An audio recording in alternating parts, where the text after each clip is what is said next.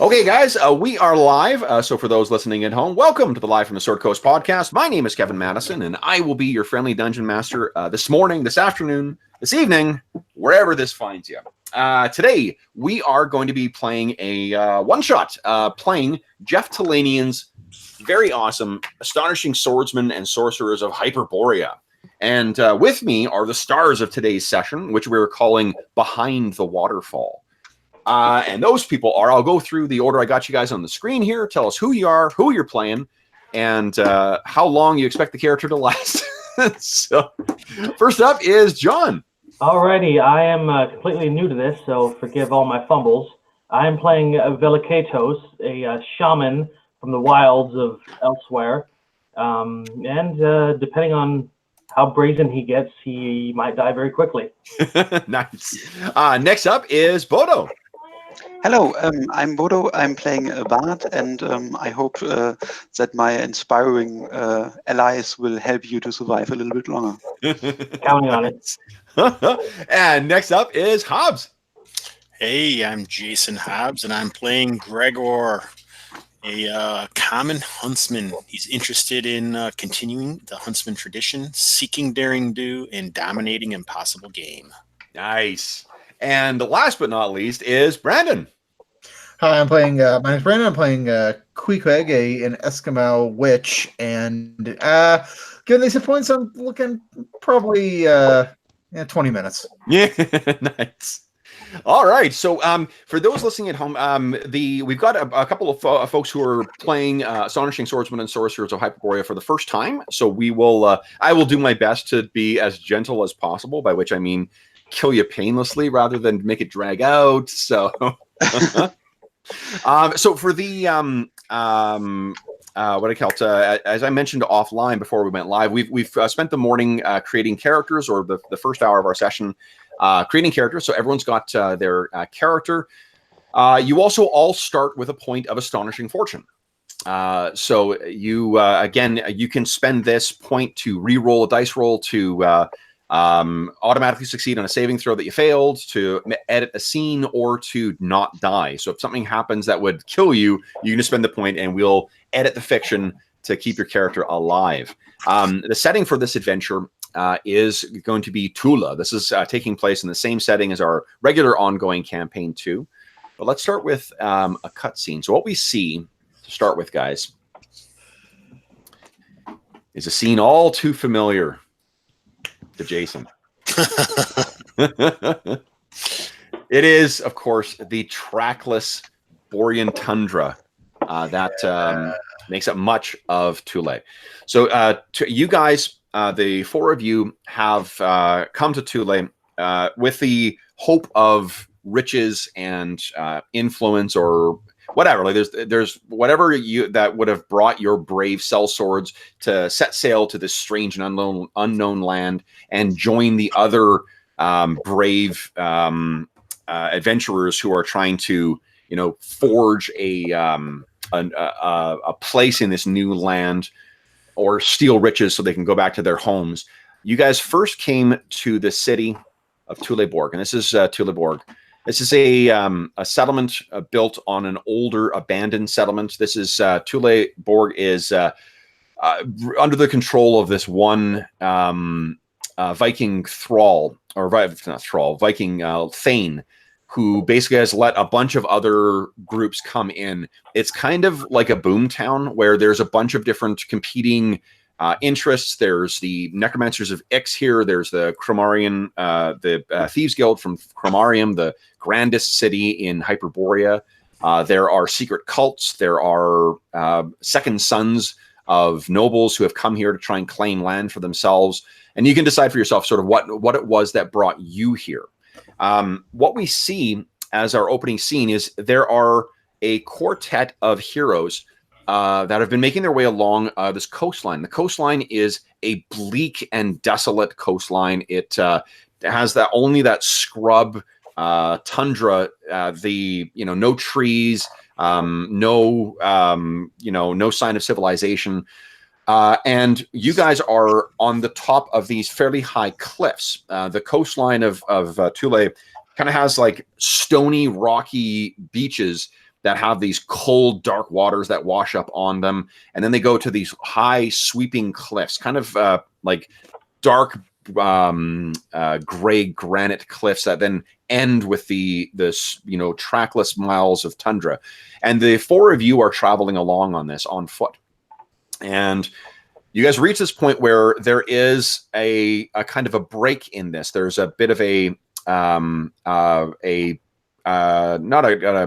cavern, but there's a place where there's a path that leads down to the beach itself, and we see your characters go down to the beach, and you continue on for a little ways longer, eyeing the water, mindful that the coast or the tide may come in at any point.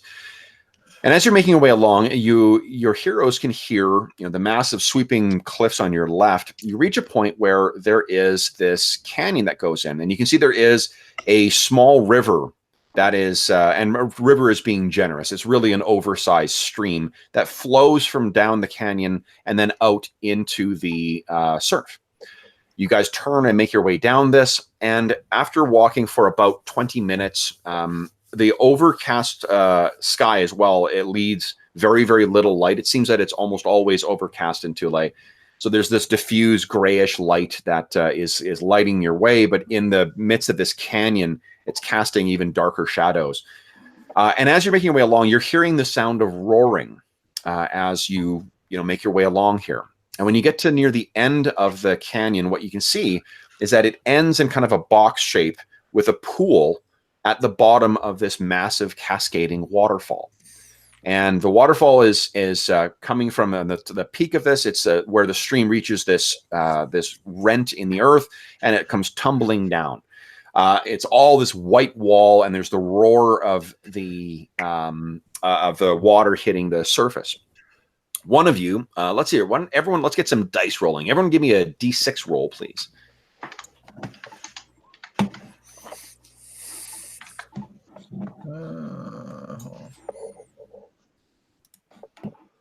There it is.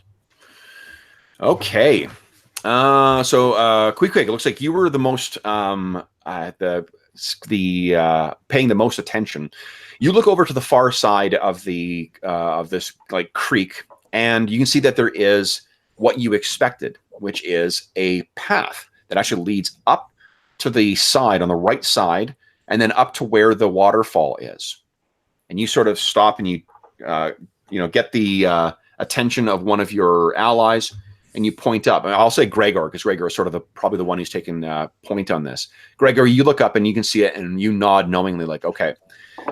You guys make your way across the water, carefully stepping from stone to not fall in, and you make your way over to the to this path. And the path looks like it's about wide enough to accommodate like a horse and then a little bit of extra distance. And you can tell, Gregor, you kneel down and study the earth, that you can tell that there are at least like maybe 5 to 10 horses that have been led up this path recently. And you all turn and kind of nod.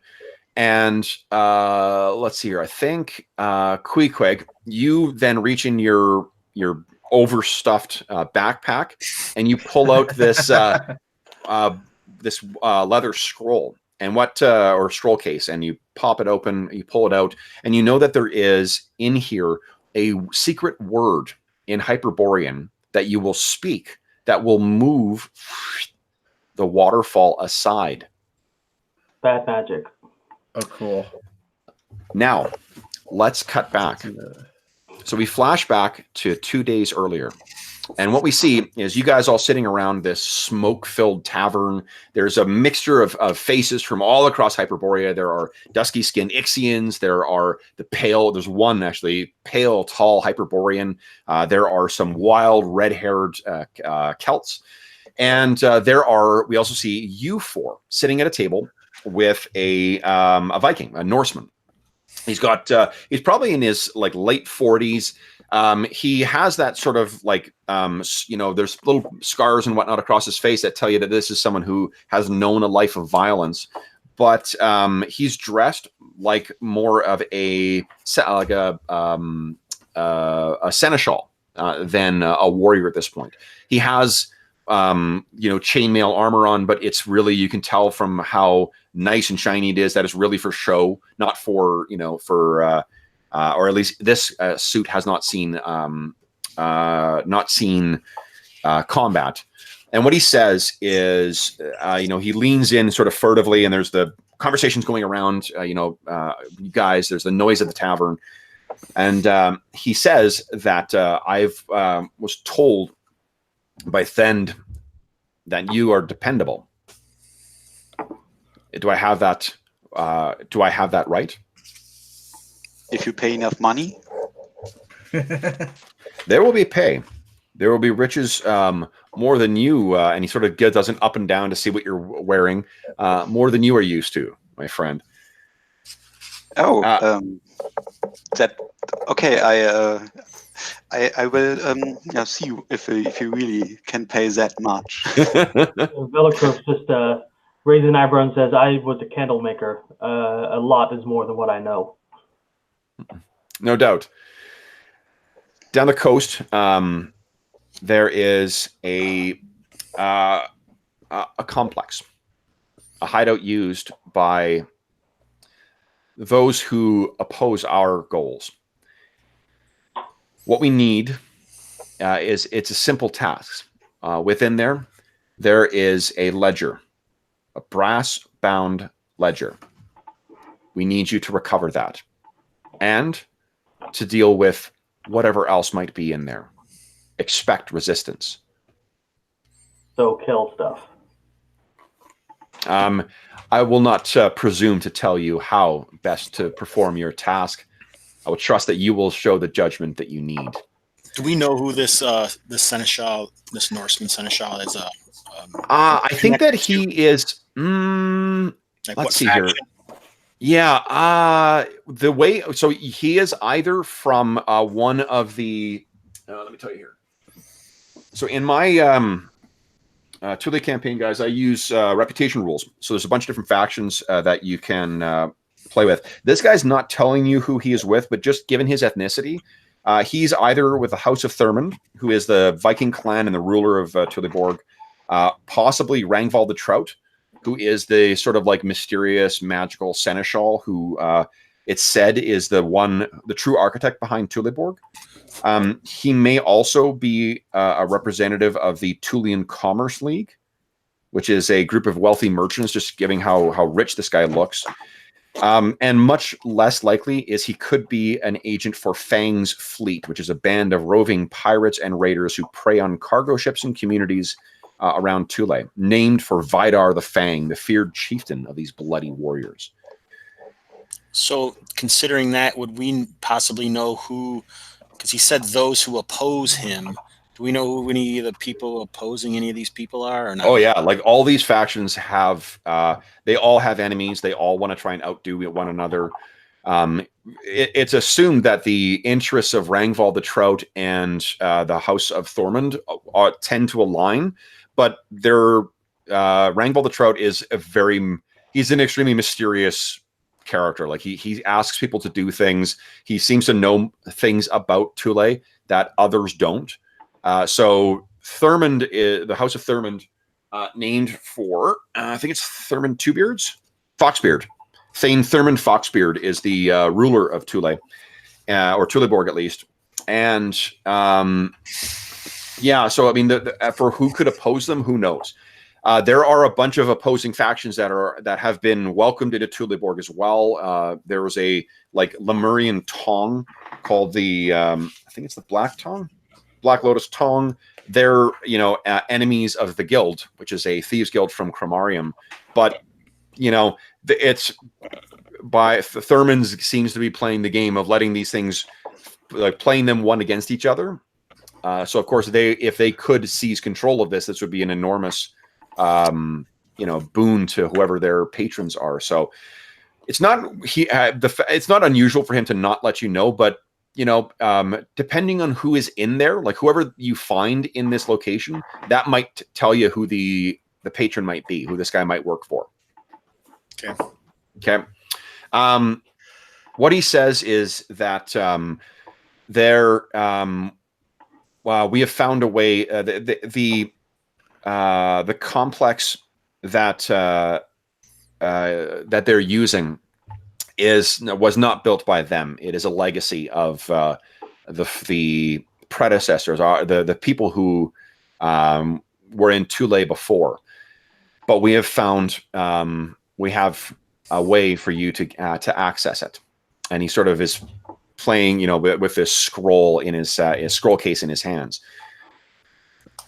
If in addition to whatever you can recover from there, which you are free to keep, we will pay 1,200 gold pieces.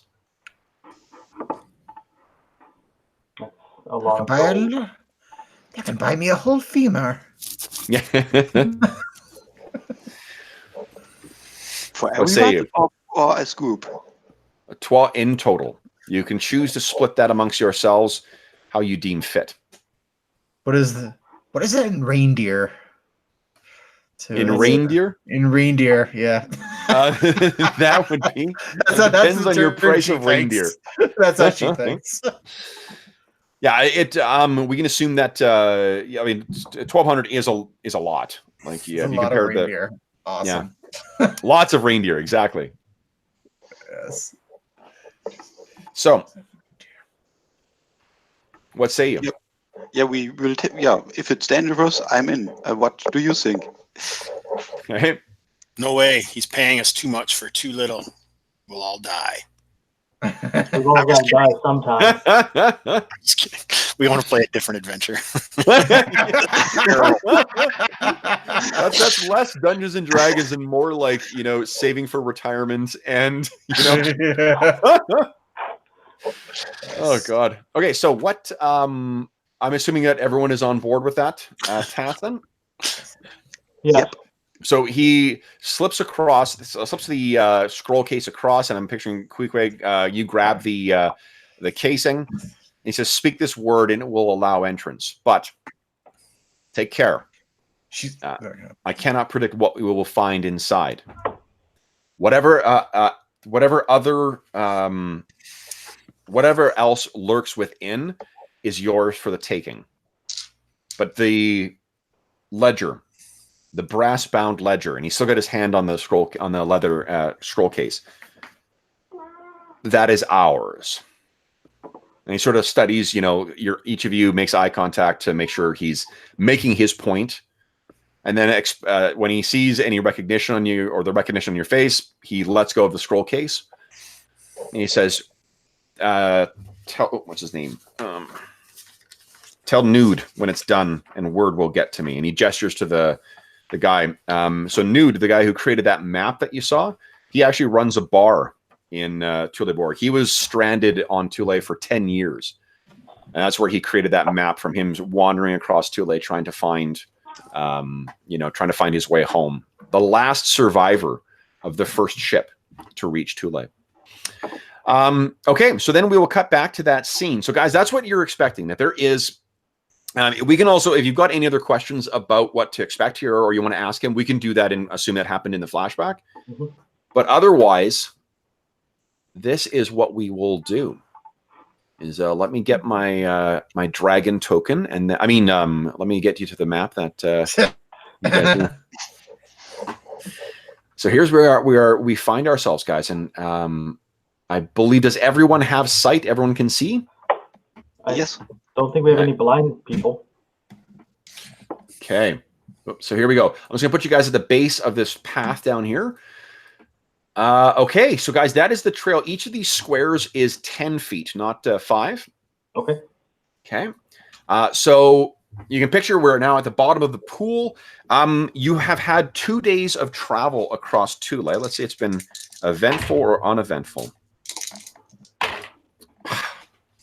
Uneventful. Bummer indeed. So you guys have now reached here. You would have had time to kind of talk through this plan. What are you guys thinking? How do you guys want to approach this? You know there are foes within. Did we have any idea of who else might have learned this in the past? Could we ask Nude if he's given this information to anyone else? Well, it wasn't nude. The guy that you were. Okay, I got confused about the map making. You mean the big map, the Tula map? Yes. Yeah. Sorry. Yep. All right, no problem. Yeah, I'm gonna ask this dude if he's given this information to anyone else, because if it's a Hyperborean word, I'm like, how did someone else? It is a Hyperborean word. Okay. Yeah, and I think that the ledger is something current, not something ancient. the ledger is he hasn't actually. If you've asked him about it, he says the contents do not concern you. Bring us the brass-bound ledger. That is all. Okay, so Gregor is Totally reading it. concerned about the Hyperboreans. Obviously, these are like old dudes who've been around for a long time, and yeah, not dudes we really want to mess with. If we so the Hyperboreans for Brandon and John. So the Hyperboreans are kind of like the Melnibonians in Moorcock's stories. So they're this ancient and learned race. Like they're the oldest, most powerful race of men, but they fell to degeneration, centuries ago. And then on top of that, 200 years ago, this thing called the Green Death passed. A comet passed in the sky, and this massive plague swept across the land, killing thousands and thousands. And the Hyperboreans are these tall, gaunt, white-skinned characters who, basically the way I interpret them is as Melnibonians, like Elric. And trying to see if I've got a illustration of one of the characters here. But anyway, they also have, they are probably the most magically proficient of the human races. Their secrets and technologies and the things that they uncovered have, no other civilization has come close to matching it. And Thule itself seems to be littered with the ruins of Hyperborea. So that's why Gregor is concerned, Hobbs at least, is concerned about this, because that means very ancient ruins. Okay. I think, Gregor, you can take the lead, and I will protect our caster, and we charge in. You said that I could check the tracks on here, and you said it was 6 to 10 mules. So it is, because I do have a tracking ability as a huntsman that's pretty impressive what it can figure out. Yeah. So, here, for the benefit of the viewers and for the benefit of Brandon and John, why don't you tell us what you can do? So, a huntsman has the track ability to stalk prey, tracing physical signs, and scenting as a predator. A huntsman can track at the below suggested probabilities. In the wilderness, it's a 10 in 12 chance to find, identify, and follow fresh tracks outdoors or in natural caverns. If the tracks are not recent or have faded, it reduces to an 8 in 12. The huntsman can identify the tracked animal or even exact species through examination of the spoor, including size, weight, rate, and movement, and so forth. Wow. Pretty awesome. Okay, so let's say what you've seen, Gregor. We're gonna flash back. So as you're making your way along that stony coastline, you've been up front there and keeping your eyes down and tracking. There have been 6 mules and a group of about 10 men that have made their way along here within the last day or so. Are the men exceptionally heavy, like they're wearing heavy armor, or no, not like the heavy, deep footprints you'd think of if it was a Chromarium noble, wearing plate or something like that. They look like they do look like they're burdened, but so do the mules as well. Mm-hmm. Then these guys came from Thuleborg, right? That's where we followed them from. From that direction, yeah. You guys have been going to if we take a look at the Nudes map here. Oh, actually, I got a handout. Where is it here? Thule handouts. Boom. So, guys, this is Nudes map. Thuleborg, you can see there, and you've traveled about to. Actually, I can't ping on it. That's the thing about Hangouts. Yeah, so you can. Handouts, sorry. Yeah, the handouts. Yeah. So it's basically you've moved to almost the tip of the peninsula there, to the top right from where Thuleborg is. So the top to the east. Oh, okay. So we're headed kind of northeast from Thuleborg. That's right. Yeah. Nice. And Hobbs, you're the first of the group to make it to Thuleborg too. Well, this is my second time. Thank you. I was on the original ship. 'Cause I don't think none of the other PCs in the regular campaign have actually made it to Thuleborg yet. So congrats. Nice. Okay, so that is how long you've been Never traveling. So they do seem to have been traveling in that direction. And I think for this one, let's give me your tracking check. Give me a D12 check there, Hobbs. I was going to see if you were able to actually follow it along on the tundra. Yeah. So you actually found this track, and you guys have been following it along the coast. So this thing has definitely been traveling from Thuleborg, and the chance of finding old tracks is 8 or less. Is that right? Yeah, 8 and 12. 8 and 12. There's actually tracks as well. These are older. These are probably about maybe 2 weeks old. There are definitely signs of tracks heading back. Same number of mules, same number of people. So someone left from the northeast, went to Thuleborg, and then from Thuleborg back. Yeah, and you think that you maybe find 1 or 2 tracks as well that are even older. So it looks like this may be something that is semi-regularly used.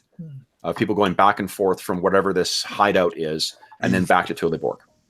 Nice. Cool. All right. So, I'll have my a spear out, and we'll lead the way up. Okay. I'll have my bow ready. I'll try to be maybe a little ways ahead, so I might be able to use my surprise ability a little better. Sure. Yeah. So remember that you guys are, or each square is 10. So let me just make the tokens a teeny bit smaller so we can fit 2 of you in a square there. Beautiful. So and everyone can see each other's what do you call it? Health bars, right? Yep. Excellent. Okay. Oh, one other thing that that this guy gave you. You guys have 2 potions of healing. Ooh. Oh, that'll be useful. Thank goodness. And so the potions of healing in this are kind of neat. You can sip it or you can down it. If you sip it, it heals 1d4 points of damage. If you down it, it's, I believe, 2d4 plus 1. How many sips? 2. So the sipping allows you to spread the healing around a little more, but it's not quite as effective. Yeah, so it's drinking half of it is 1d4. It heals, and drinking the whole thing is 2d4 plus 2. And you guys have 2 of those. I like that mechanic. Yeah, So- it's cool. the sipping does 1d4 plus what? No, 1d4. Okay. And then if you drink the whole thing, is 2d4 plus 2. So it's better all around to drink it at once, but Yeah, but it's only Well, 1 per yeah. time. Yeah, Yeah, I like that. so it's 2 sips or one down. Okay. that's right. Yeah. Yep. Well, Um, I do have a spell that I can heal you if you go to 0 or lower. It heals 1d4, but only once per day per person. Yeah, So- that the cantrip. Yep. Wild Yeah, that's- vitality. Yes. So- that- So, Save your What- potions unless you need them. yeah, let's pat. Who's that can do that? The witch or the shaman? Is that Jonathan or Brandon who's That's talking? me. That's The that, shaman. and I'm the witch. So we should give the other 2 healings to Quig Pig and Terramond, I think. Quick pick. It's quick pick. That's quick. How do you pronounce it? Queequeg is the actual name. Let me put that Oh, up. did he give us? I think I misspelled it. No, you did. Yeah. How many potions did we get in total? 2. There we go. Just 2? There Yeah, we go. give them to the main melee guys. Okay. Queequeg. Okay, so I just placed quick. Okay, you guys go ahead and place yourself where you want there. All right. So you guys make your way up, and then Queequeg, you pop the leather scroll. You pull out this piece of parchment, and on this is written in fresh ink. Like, this is not something that's an ancient thing. This is someone kind of casually scrawled down in this what do you call it? This word in Hyperborean, or it's in a Hellenic script, but it's a Hyperborean word. Quickly, would you give me a D6 roll, please? Okay. Okay. So you are because of your training and your intelligence as well too. There's one thing you notice, that this is not a native speaker. You know how like when someone tries to like, someone who doesn't speak Japanese tries to like draw kanji, and it's like you may get it, but you'll miss the subtleties of the placement of forms. That's the way it is with this scroll.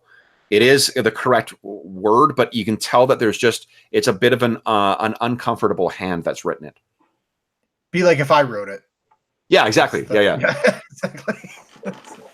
Yep. So you pull this out, and then you speak the word, and it kind of echoes out in this small little cavern, and then you see that the water somehow just sort of shifts so that it's falling to the side. And what it reveals, if you move further forward, there is a passage leading behind into darkness. Now, Hobbs actually has a good idea. We're about halfway through the session right now. Why don't we take our 5-minute break here, guys? We'll refresh our beverages, take our bio break, and then we will delve inside this and see what awaits within. All right. Sound good? Okay. Sounds good.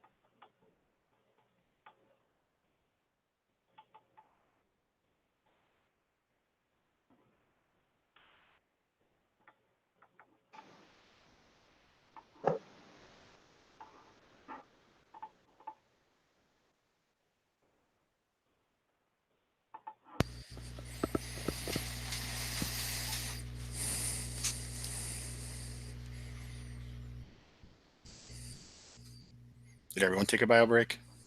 No, I'm still here. Oh, okay, good. I didn't know. Awesome. Yeah, I know.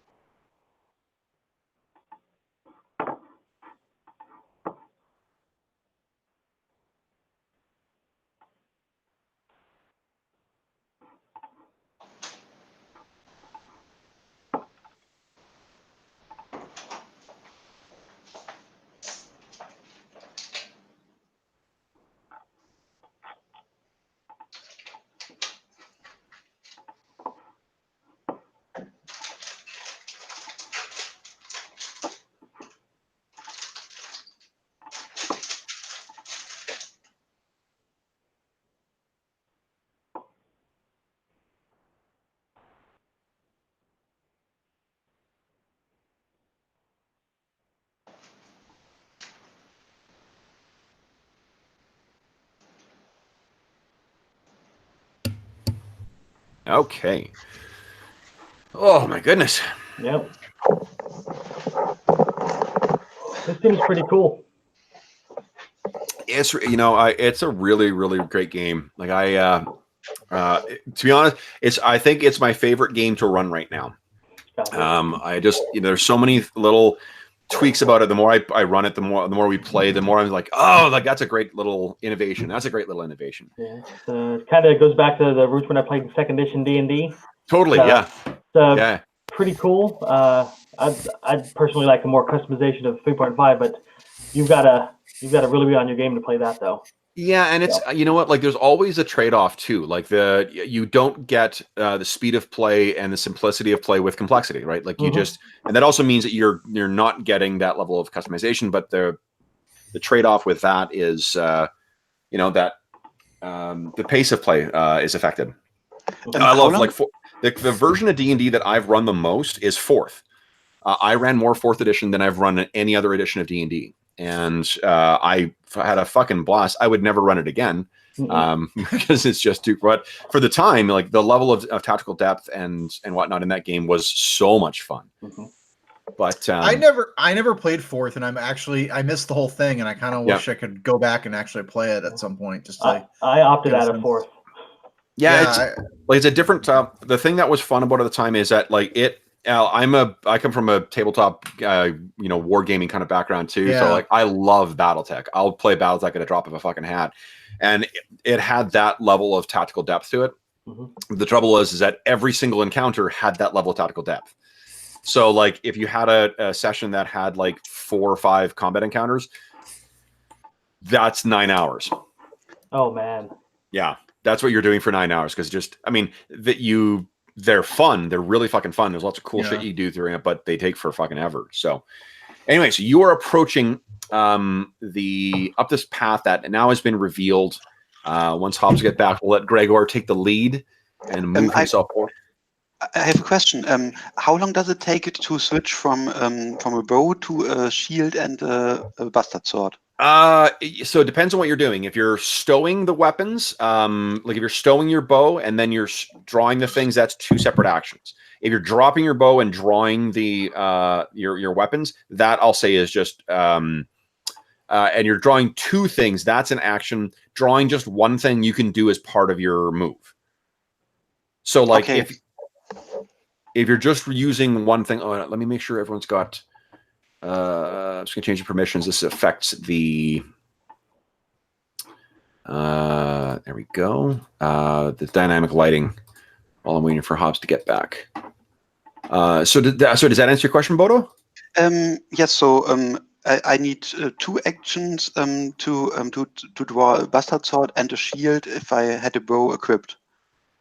You would need to, so what you could do, so if you were going to try and draw just your bastard sword, you could drop your bow for free, and then you could draw your bastard sword as part of your sort of movement. If you wanted to draw the shield and ready it as well as the bastard sword, that's your action. Then would be getting those 2 things ready, and it'll be a free action to drop the bow. If you wanted to stow your bow and then draw those 2 weapons, that's 2 different actions. So it would take you 2 rounds to do that. Okay, thank you. Yeah, no problem. Then I'm switching from the start to the bastard sword and a shield. Sure. Okay. So how does that work as far as does spell casting require both hands free, or how does that? One. As long as you have one hand free. Yeah. Okay, so I guess in one hand she's gonna hold her skull, in the other hand she's gonna. Nice. He wants to see what's going on. Yeah. Okay, so let me see here. Now, does anyone have any light active right now? No, that's the other thing I was thinking. No, I can do a cantrip if we need it. Okay. I can't. So I'm assuming until you guys tell me that you're lighting a torch or you're lighting a lantern or something like that, I'm going to assume not. So that may affect your visibility. Hobbs, you are in the lead there. There has been this passage revealed behind the waterfall. What would you like to do? It appears that he's consuming some of his rations first. Is that it up there to the top, where the waterfall opened? Well, you'll have to inch forward, I suppose. Well, did we already open the waterfall? We did it way back here? Yeah, the waterfall has revealed this passage up there. All right. I'll slink up there. Okay. I light a torch so that we have a light and follow him. You light a torch, okay. So let me give you a... It's not dark right now, right? Nope, but the passageway is. I can't see anything. You can't see anything at all? Hold on here. No, my screen is black. Oh, and I've given you... Hold on, I got to give you a sight. No, you got to scroll down really to... dark. Down to the left, guys. Or, sorry, up to the left. Mine's black. The whole thing. I zoomed all the way out and nothing. Okay, hold on. Let me see what I did. I don't doubt that I did something here. Okay, so Velicados. So you have to scroll to the left and then to the middle, I think. Let's see here. Velicados. Let me see here. You should have, you should be able to see there. Both you guys. Let's see here. Because I'm looking at what your tokens can see. It should be the top left of your screen. Nope. You might need to zoom in. Mine's all black. I would refresh. Roll 20. Yeah, maybe refresh. So just hit refresh. Okay. Yeah, because the token's got sight. There is ambient light there, and the other players can see. So. Nope, I'm all black still. Wow. I don't know what's going on. Hold up. Let me Do you scroll to the left? Yeah, no, I'm all the way at the left, and I've got the map, but it's all black, one big black square. Says something with the character, is it? No. I saw the map beforehand, so. Yeah. Okay, then something. Yeah, I'm not sure what's happened there. Then how about now? Can you see? Negative. You can't even see your token. Nope. Okay, so there's something on your end that's messing up then, because you've got control over the token. The token has sight. Yeah, that's weird. Let me. Can you guys see Velicados on the token? Yeah, totally. Yes. Yeah. This is weird. And I can move him around. I can move him around too. Yeah, I don't. Oh, you know what? I may have, which is actually kind of interesting because I can move him around, but I can't touch anybody else. Yeah. I know what I did here. Yeah. It's fucking DM. Jeez. Hold up. Yeah. All right. This should fix things. Boom. There we go. Let's see. Hey, I can see what did you something. do? Look at that. Yeah. I already know what you did. Yeah, you know exactly what I did, Hobbs. Yeah. Okay, so there we go. That's what happens when I multitask. Okay, John, can you see now? Yes, I have a map. Can you move your token now? Let's get in there and see. Velicados. Yep, I can move him. Outstanding. Okay, cool. We'll move him back now. Then Gregor, it's even Terramund, he was lighting a torch. Torch has a 30-foot radius. Light. Wow, pretty good. And all players see light. Boom. Terramund, you might want to move forward there if you want to reveal what you see. Look at that. I'm going to cast my little light cantrip. Okay, and just hold off to the side. That gives 15 feet, right? Yeah. Okay. Just so I don't go blind once he rounds a corner. Sure. Well, it's light outside. Like outside, the exterior is lit. It's just the interior is not illuminated. Okay. Okay, so what are you seeing there? Gregor? Yes. That's what you see. And Terramund is standing behind you. The flickering light. There's still some like droplets of water that are falling around. The edge of this is completely soaked as well. Gregor glances back at the others, quirks a red eyebrow, motions for him to join up with Terramund as he'll slowly move into the area. Okay. What you can see as you move your way down is that there are delicate columns that reach up to support a vaulted ceiling covered with cobalt blue tiles arranged in intricate patterns. That's in this 10-foot wide tunnel? That's all right above you, yeah, as it's going up. And it, as you guys are making your way down to, hold up, let me look over at Quipig. I'm like, you coming? Give me a second, guys. Yeah, hold on. Gregor, would you kindly, you don't have any hear noise skill as a huntsman, right? I have an alertness. Alertness? Hear noise, yeah. Well, what alertness gives you what? What's that? Alertness gives you the bonus to surprise? Cannot be surprised. I also have ambusher, yeah. Oh, you know what I'm going to do? Hold up. Because there is this initial passageway gives way to an actually a fully lit interior. You can see. Hold up here. Boom. Do I have that right? No, I don't.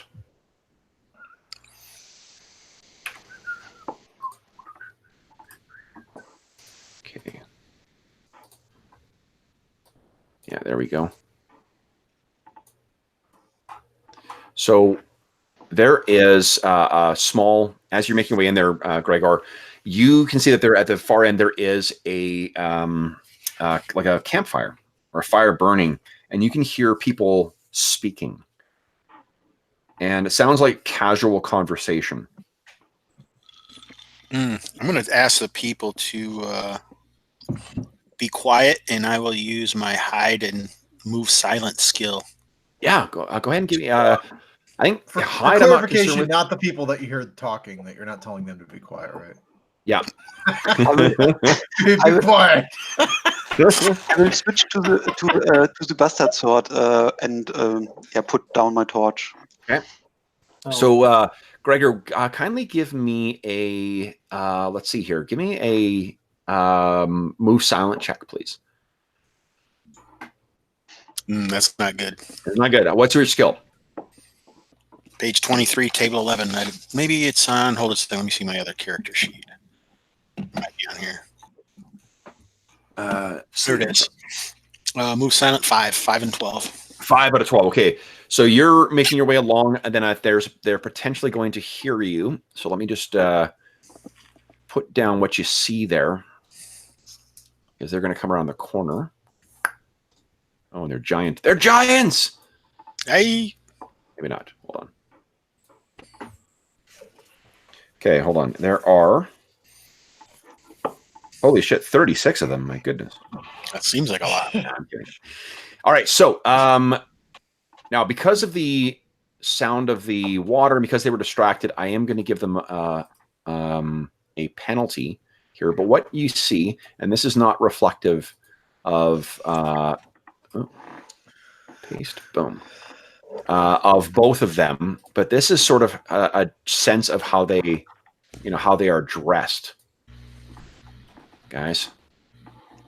Ooh. They have a swarthy skin of an Ixian. They have the look of a brigand or pirate.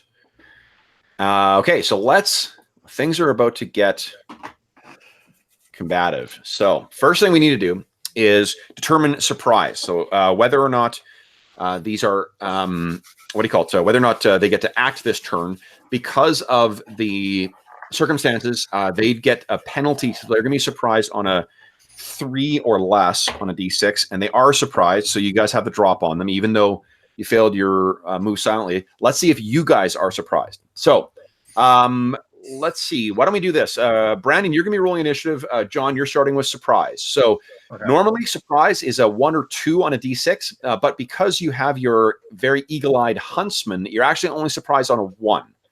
So give me a D6 roll. Nice. No surprise. Okay. So then, guys, what I need you to do is declare your actions first. So, and the way we do this is basically you're going to put like the options you have are melee, missile, magic, or move, and you're going to put 1 and then slash and then the other one. So, like, let's say if you want to, and remember that if you choose to attack, like you're going to do a melee attack or missile, you can move half your move and then do that. Okay. So it'll look like that. Yeah, the way, yeah, Bodo, perfect. Okay, and then once everyone has done, I will tell you what I rolled for initiative, and we'll see if Brandon can beat me. Okay. Let's see. Oh, yeah, okay. I'll just So do I need to, I guess if I'm gonna get a sling out, I don't know, do I need to state that? Would you have ready? How does that work? Would you have ready? No, because I had my skull and I had that was it. Oh yeah, you said yeah. So I mean, Yeah. I'll let you draw and ready it as part of your action if you're just dropping your other stuff. Oh, she's not going to drop the skull. She's going to gingerly put the skull away in her. Okay, so then then yeah. So it will be an action to stow that stuff, and then next round you could do the thing. So okay, so I can do like a melee or kind of I can do a move. You could do a move, yeah, basically move/move. Okay, I'll do that. Okay. Nice, yeah, and Hobbs is doing an excellent, serving as an excellent exemplar. So another one of the maneuvers is the throw and attack maneuver. You basically do a multi-attack. You take the multi-attack, like the 2-weapon penalty, but you get to throw before initiative, and then you can move in and melee still. The thing is, you have to be a fighter or a fighter subclass to be able to do that. Yeah. Which the huntsman is. Yeah, in this game, fighters get good things. What's that, Hobbs? I want that second one to be a spear charge. Yep, that's fine. Just remember to apply the 2-weapon penalty to it. Okay, so we got everyone declared. No, we don't. Who are we missing? Why would it be a 2-weapon penalty? Yeah, mine's there. It's just under my D6 roll. You're throwing with one hand and then running in and attacking with the other. Yeah. Well, but it's a second phase, and if it's a readily accessible, it doesn't say that it takes 2 attack. It's not a 2-weapon attack. Let's see what it says. Because I was just going to charge with 2-handed, honestly. So 257, if you're curious. Yeah, that's what I'm looking at. Maybe used in conjunction with the turn. Yep, nope, you're right. Yep, that's fine. Okay. Okay, then do we have everyone declared? Who are we missing? We're missing. Yep. Mine's there. It's under my roll. Oh, I see. Okay, so okay, perfect. Got it. All right, then. So you need to beat my beat my 1. I thought they were With a- surprised. Oh yeah, they're surprised. I'm not gonna act. Never mind. Okay, guys. So who wants to go first? Fact checking you all over the place. Yeah, really. Oh, Hey, I got a lot of balls in the air here. Come on. Question: right, so what's the first- penalty for firing into melee with a missile weapon? Yeah, there's -2. Okay, so And then also, if you roll a 1, 2, or 3, you potentially hit your ally. so how about I move up first and pop a shot off before a melee guy gets in there? Well, you can't. So let's stop. There are specific phases that you go through. Okay. In this, okay. So first up is because he's doing the throw and attack. Gregor gets to attack as like phase 0 on this Okay. first. Cool. So Gregor, go ahead and make your attack. alrighty. I am looking. Here we go. Here it is. It's your hand axe. Well, I'm throwing a short spear with my other hand. Oh, that's garbage. Yeah. It was, So that goes wild. Ew. Now you get to move. Remember, each square is 10.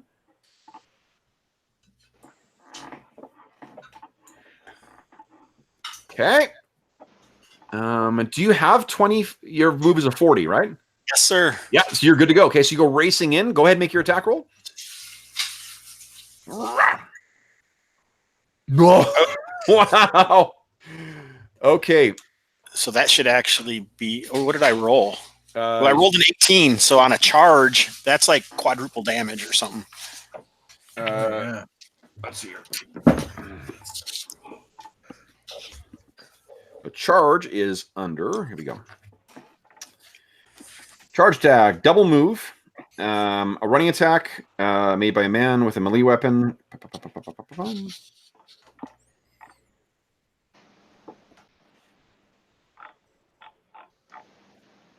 +2 damage bonus. And then does the spear have something that's There is something I read somewhere. Now I can't find it. That if you roll from 17 to to receive? oh, is that you- to receive? Yeah, spears do double damage to receive charge, not to make a charge. Lances get the bonus Okay. for when you double damage when you're doing the attack on the lance, and I don't see anything about 17 or higher. Okay. I see something on what page is that? Spear charge.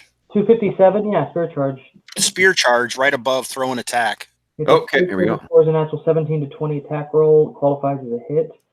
Damage dice are doubled. After scores. Oh yeah. Okay. Great. Okay. So then that's 16 points of damage. Good lord. Yeah, well, he took an AC penalty Well, for that. it shouldn't be. So, It's adding a 3 twice, but I'm not sure why. Did you add your? What did you put as your damage bonus? +3? And did you also put the damage roll as 1d6 + 3? Yes. Okay. So still that is that is absolutely enough to skewer this guy through. So you come racing in, and he seems completely shocked to see you there. I would imagine. Yeah. So then the next up is let's see here. We've got then missile. No one's got missile in the first phase. We've got magic. No one magic. Then first phase move. Go ahead. Anybody can move half their move now. okay. I love you, beautiful. I'm going to come give you a hug. Oops, sorry, I forgot to turn it Thanks, off. Rob. I'm ready, baby. I think that'll get me there. I think, let me see. So 20, I can go 20. So I can get like there. Okay. Nice. Okay. So that is end of phase 1. Top of the round, phase 2. Bodo, you got melee. You want to move and then melee? Yes, I want to move in melee. Go right ahead. I move there and hit him with my bastard sword. Go ahead. I hope. Ugh. No, not really. That is not good. No. So you're overeager. I think that you probably had a clear strike going in, but then the guy that Gregor stabbed falls off of his spear and he sort of gets in your way, ruining your aim. No one else is doing melee in second phase. Missile second phase. Alakatros. Okay, yep, I'm going to try and pop shot him. You said that was at a -2, right? Yeah, -2, and then also, let's see here. It's 1, 2, it's 30 feet away. Is that your medium range? I've got 50 feet on a bow. Sorry, 50 feet short range? Yep, then you're good to go. Okay. Am I getting my thing here? So I'll be at a 1d20. Well, it'll be, yeah, basically, like, we'll take -2 after you hit the roll. Okay. So let's see what you hit, AC. Boom. Ugh. AC 17. Hold on. Is that a 1 to a 3? It's a 2. Oh. Okay, well. Okay. You possibly hit an ally. So what do I do for that? So here's what you do. You have a couple choices. One, you've got a point of Astonishing Fortune, so you could spend that to re-roll that. Or you can make the roll to attack the ally, and if you hit them, you can then decide to spend Astonishing Fortune to try re-roll that. Just try. Or you just make your roll and see what happens. It's a minus. As soon as you make the roll to attack an ally, you cannot go back and try and hit the target again. I'm going to try and hit the target. It's very unlikely I'm going to roll a 3 or lower. Here we go. Okay. And then astonishing whatever. Yeah. Yep. Okay, so that is unfortunately still a miss, but not nearly as bad as before. We actually had last night someone fuck it up and then roll a crit on the friendly hit. So they would have outright killed one of the PCs. Darn. Oh God. Okay, so yeah, so that you swing your stone in there, and it unfortunately goes wild, skitters across the back floor. All right, so then we've got no other missile second phase. We're on to move second phase. Anyone else who wants to move? I think we got Queequeg. And so if I'm putting away the skull, do I actually get to move? Yeah, you can still move as well. That's fine. Oh, and so can I ready my sling? No, because your action this turn has been to care for the skull. Okay, that's fine. All right, so 20 feet. Okay. And then after that, we will be on to round 2. Yeah, I can't actually attack again this round because I've only got one attack this round, right? That's right. Yeah. Okay, cool. She will go. You could move if you want, though, Hobbs, because you're not engaged with that second guy. If you want to go and engage with that guy, you could. She'll go here. I'll engage with him. Okay. All right, guys. So that is the end of round 1. Let's declare actions and then roll initiative. So once you all declare, then Brandon, you will have to beat my. Ooh. You know what? I should know if I should have stayed away because then I could have thrown and attacked again. Learning. If you want, you could do that. I'm fine with you going back. Okay, that's what I'll do. Yeah, your character would have known. So could I is attacking charging and I could move and attack at the same time? Yes, yeah, you can. If you're choosing to by attack, do you mean missile or do you mean melee? Like a long spear, run in, poke him. Yeah, if you want to do your long spear, then yeah, you could drop your sling, ready your spear, and then go racing in. So that'd be like a move attack. Okay, so remember, each phase you can move half of your movement. Okay. So from where you are, I don't think you're going to be able to reach them in your first phase, but you could spend the first phase moving and the second phase attack. So I forgot that I have a familiar. So can I just say the familiar is like keeping watch outside? Sure. It's like so if anybody's coming up behind us. All right. Absolutely, yeah. All right. Yeah. Should I get a token for that, or what do you want to do? No. It's fine. It's okay. Yeah. We know where. All right. I will. It's only got like 4 hit points, so and you take damage. That has 1 hit point. It was 1 hit point. Yeah. Oh no. Max hit points for the familiars as well. Okay. Cool. Yeah. I'm fine with that. Yeah. So. Not as tough as I am. Yeah, I'm assuming it's not going to get into combat. So. All right, and sorry, Bodo, are you doing attack like melee and then move for second phase, or? Yes.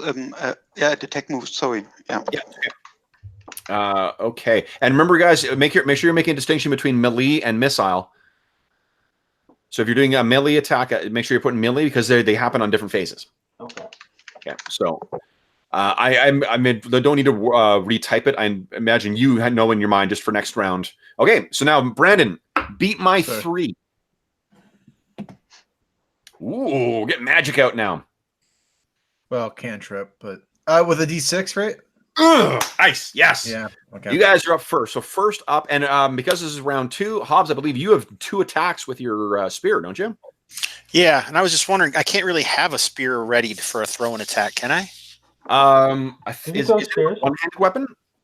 Yeah, it's a short spear. Yeah, so I already had it in hand because I obviously used it when I charged the other dude. So yeah. Isn't the thrown hole? Isn't that only the first round of combat? It's like the weapon length thing. Or what does it say? Thrown attack.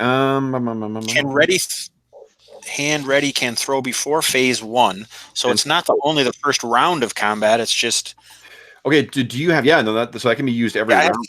I have 3 short spears. So. But do you have another one in your hand? Well, I had one in my hand because he said if it's readily available on you, then you can attack with it in the same readily accessible melee. Yeah, and I'll say, like, if you want to throw that and then draw your last spear and charge in, I'm fine with that. Yep. That's what I was envisioning as well. Go ahead. So what I will say though is you won't be able to take advantage of your weapon specialization rate of attack. Okay. That's so go ahead. So 2 for 7 points. Okay, so thrown weapon. Yeah, that is it for our hero, the guard. So what happens is, Terramund, you're in there and you sort of like swung at this guy. He gets up and is getting ready to draw his scimitar, and then there's this spear that just hits this guy in the chest. He falls back. Astonishing. Yes. Okay. So this room, guys, this room is as you step in here, that same kind of like tile work that was in the passageway and the swooping columns, that all continues on in here. So all the way up and down this corridor, you can see that it has all those black dots there. Those are columns, and they're all does have these designs of Hyperborean styles on it as well. It's got like they're sort of like picture heavily stylized or heavily kind of like designed Roman style columns.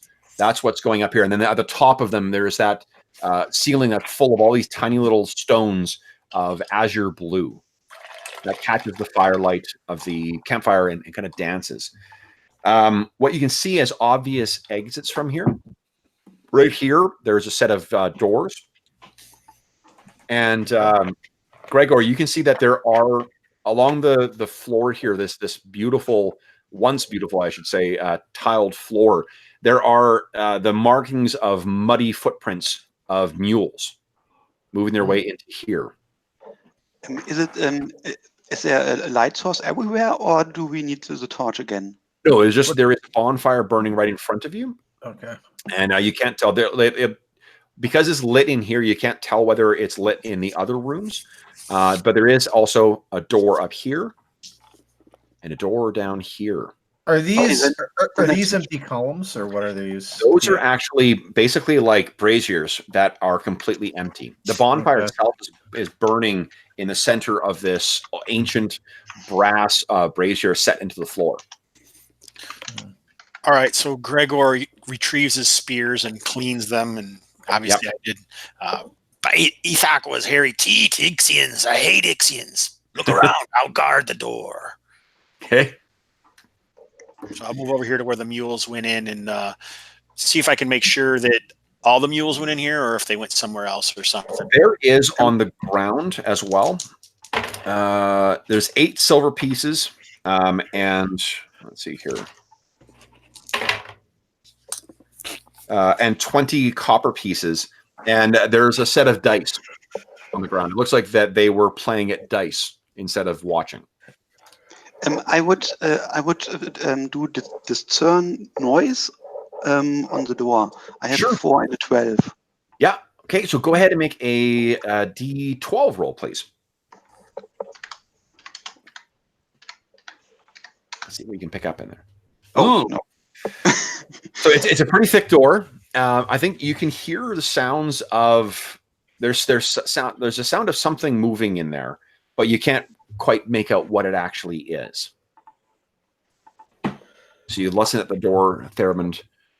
And Guys, let's go to another door. There's something in there, and maybe we can sneak around it.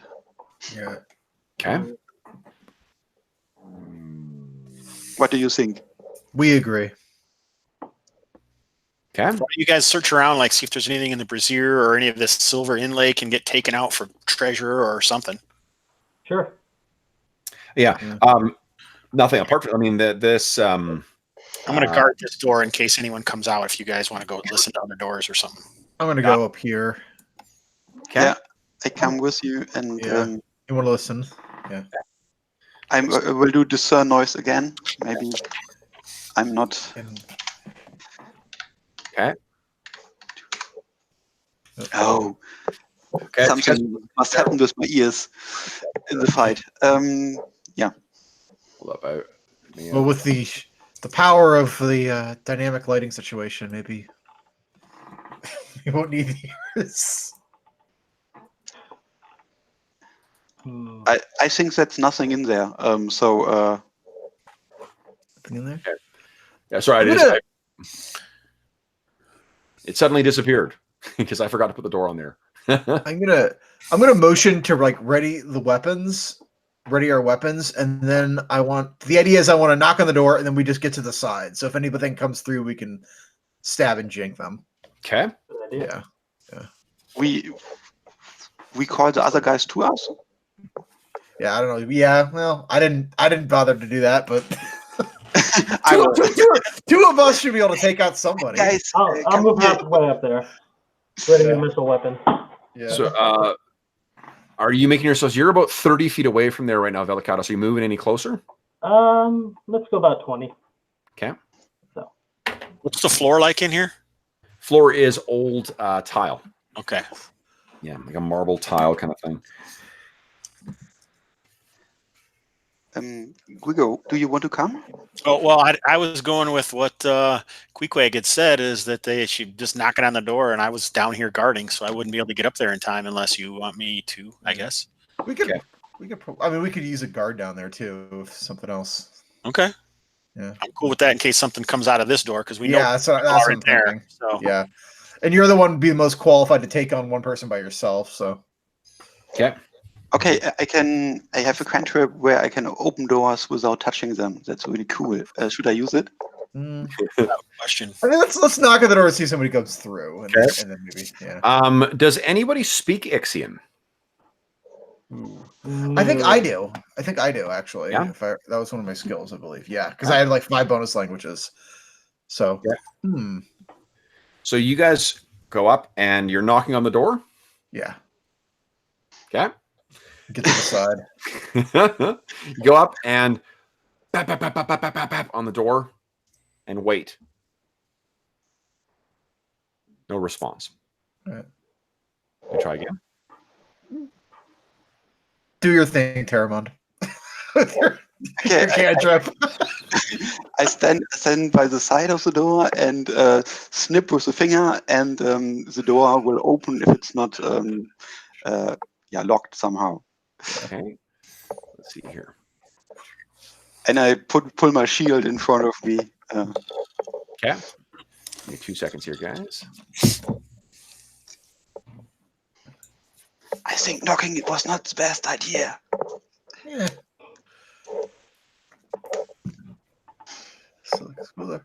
Okay. Uh-oh. I saw pings down there. I don't like that. Ping in the darkness. All right, so here's what happens is you knock on the door, you then throw the door open. Let me go to dynamic lighting. And here we go. 1, 2, 3. So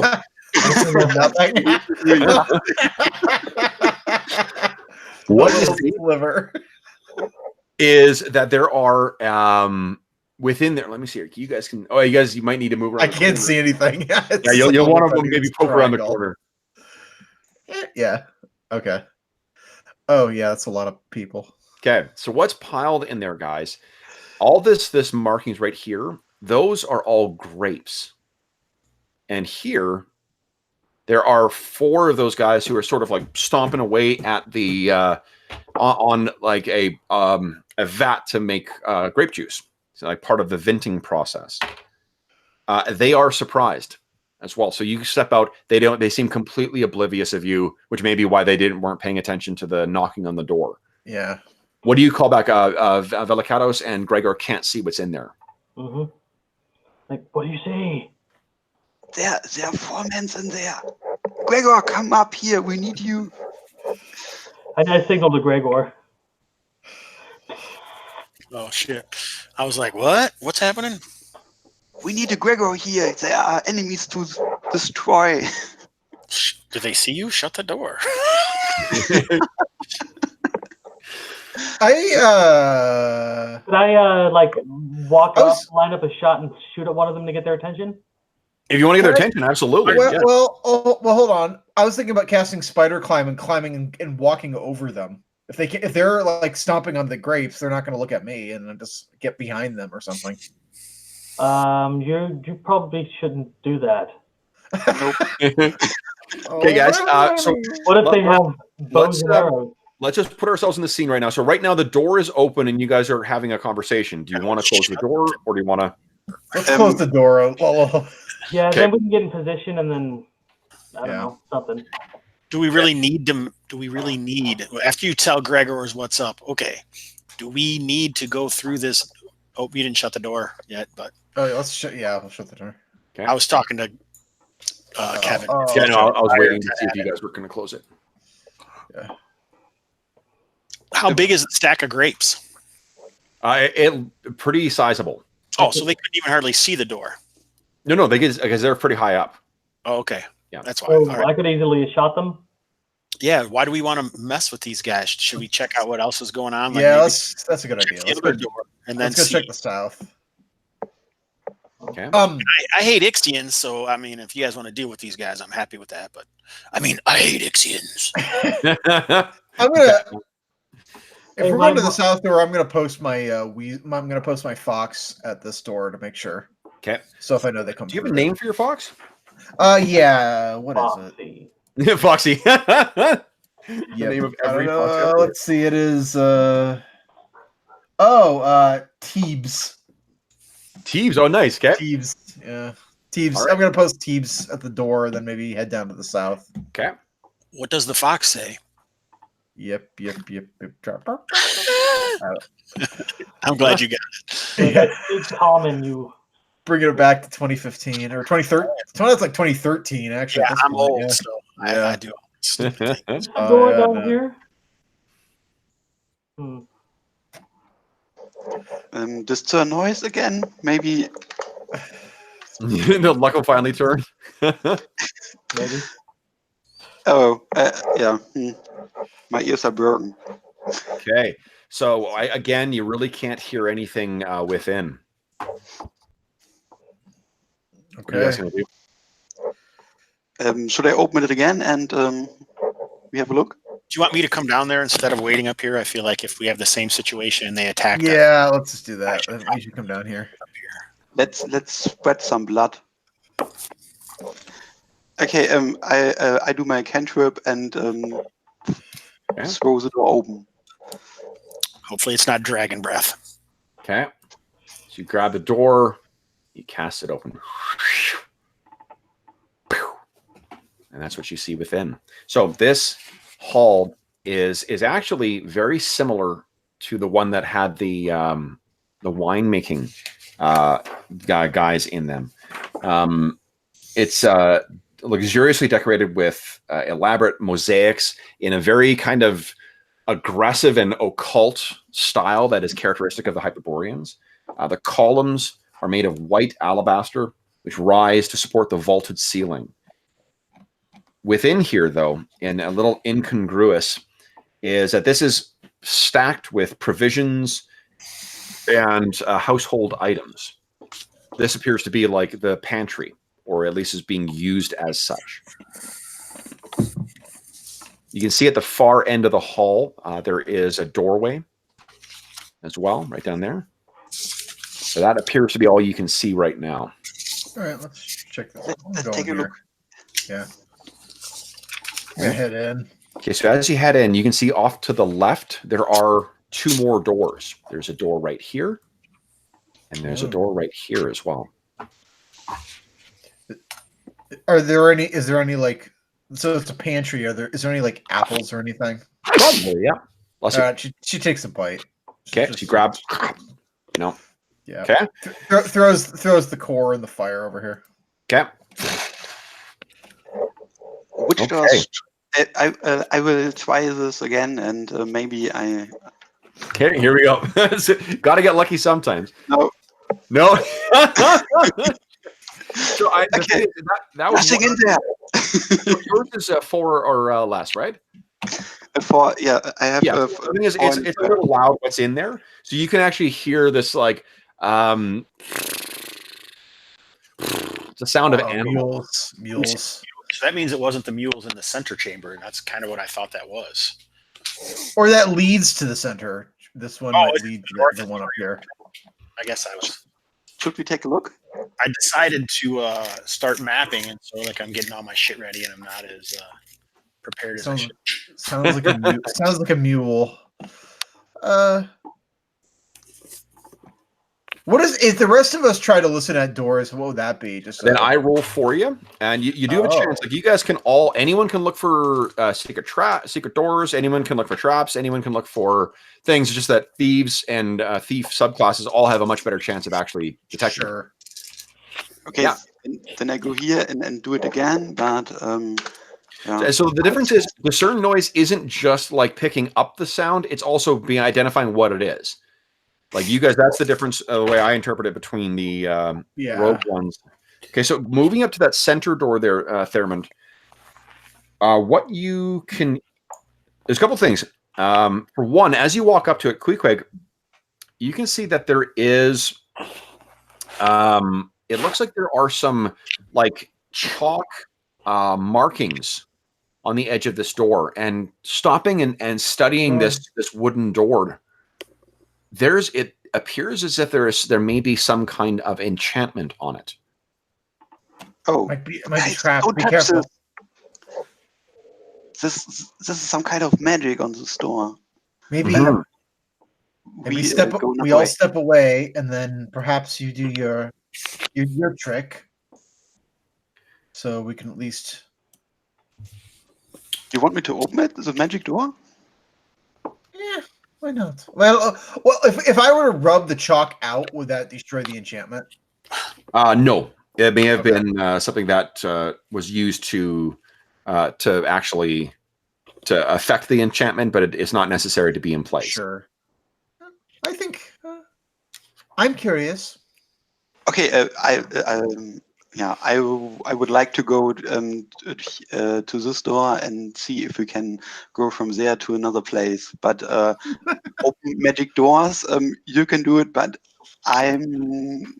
You have the cantrip. You have the cantrip. You should be able to do it.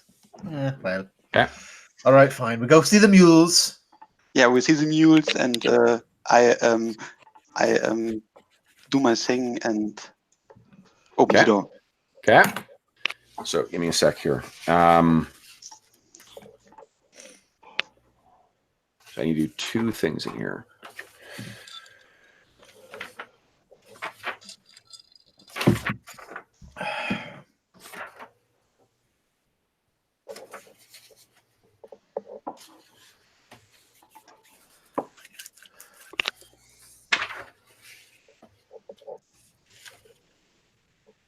Sorry, guys. Give me 2 seconds here.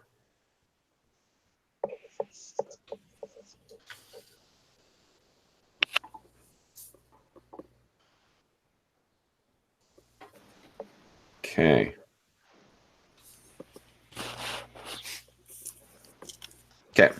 All right. So you cast the door open, and this is what you see within. Bam! A long corridor that has been made up into a makeshift stable. This is a relatively unadorned room. And there are 6 stalls with plenty of hay. There's tack and harness that lies on the north wall. And there are 6 mules in here. They sort of look over at you, their big eyes kind of turned. Otherwise, it's just 6 beasts of burden. Yeah, let's check if there's a door at the end of. Yeah. There is a door at the end of the hall. Yeah. It'll lead to the wine room, probably. Yeah. Okay. So the room down under has another door to the right. Was it? Also here. There's one to the left here. Yep. There's one There's to a the door right over down. Yeah, the one down here. Maybe we should go check out that door. Yeah. Okay. I'll head down there. All right. I'm gonna listen because I want to see if I can hear anything. Do I notice anything on that door, like any chalk markings, like this one? On that one, no. There's nothing similar to what you saw before. All right. I want to listen and get and see if I can get a random roll. So. Okay. So let's see here. I want to see how well this dude's at. Just. Well, you cannot hear anything beyond there. Let's see here. Terramond, nope. These doors are quite heavy too, so like it is difficult to hear past these things. All right. Is there any equipment with any of these mules? Like the tack and harness that you would use to set them up as pack mules. It's not on them right now, but it's in the area there. Yeah. Oh, the mules. Are there any stables like that look like they're empty, or are they not really stables? No. Like, well, there's probably like 2 that are empty that don't have anyone in it. Okay. Maybe I should position my. Maybe I'll position my familiar like outside the door of kind of the stables on the room we first entered, just because if there's somebody comes in with mules, they'll go in there, and I just want to catch them there. All right, so let's see here. So everyone's going to spread across the corridor here. Let's make a. Okay. You guys have been looking around long enough for to be a random encounter roll. So, all right, guys, let's check this door and I maybe. agree. Okay, I'm over here. How much room for magical things? Okay, Terramond, you get there, and as you walk up towards it, you sort of stop and you look at Queequeg and you say, like, "Did you listen here?" And Queequeg's like, "Yeah." And you go up and you listen in. It's the sound of like 10 adult voices talking in a fairly large area, all in Ixian. Ooh, can I? Guys, I hear 10 people talking in Ixian. What? I speak Ixian. Should we open the door a little and I can perhaps listen in? Hell no. Let's surprise the wine dudes and go around. Okay, then Since we're being 10 dudes, if we can help it. Let's ambush the Yeah, wine dudes. we have the choice to go to the upper door and go through this, but 10 people at once, it's Let's Can we go back out in the big room, because I've started mapping now and I want to. These dimensions look a little funky to me, and I want to see if I screwed up somehow or what. Yeah, let's head up here. Okay. Sure. So we go back to the wine press? Yeah, I think so. Do you want to go through this door makes sense because it's got the depending on if we want to go through, because if we go through the stable, obviously, I mean, they're not expecting their dudes to come through the stable, but this has it also has the great pile as cover. Yeah, this is a better room. And they didn't notice us coming in this way. Maybe they would have noticed if we had come in through the stables. So I'm fine with it. I'm fine with that. okay. Should I do my trick? Hold it a second. I'm going to ready my sling.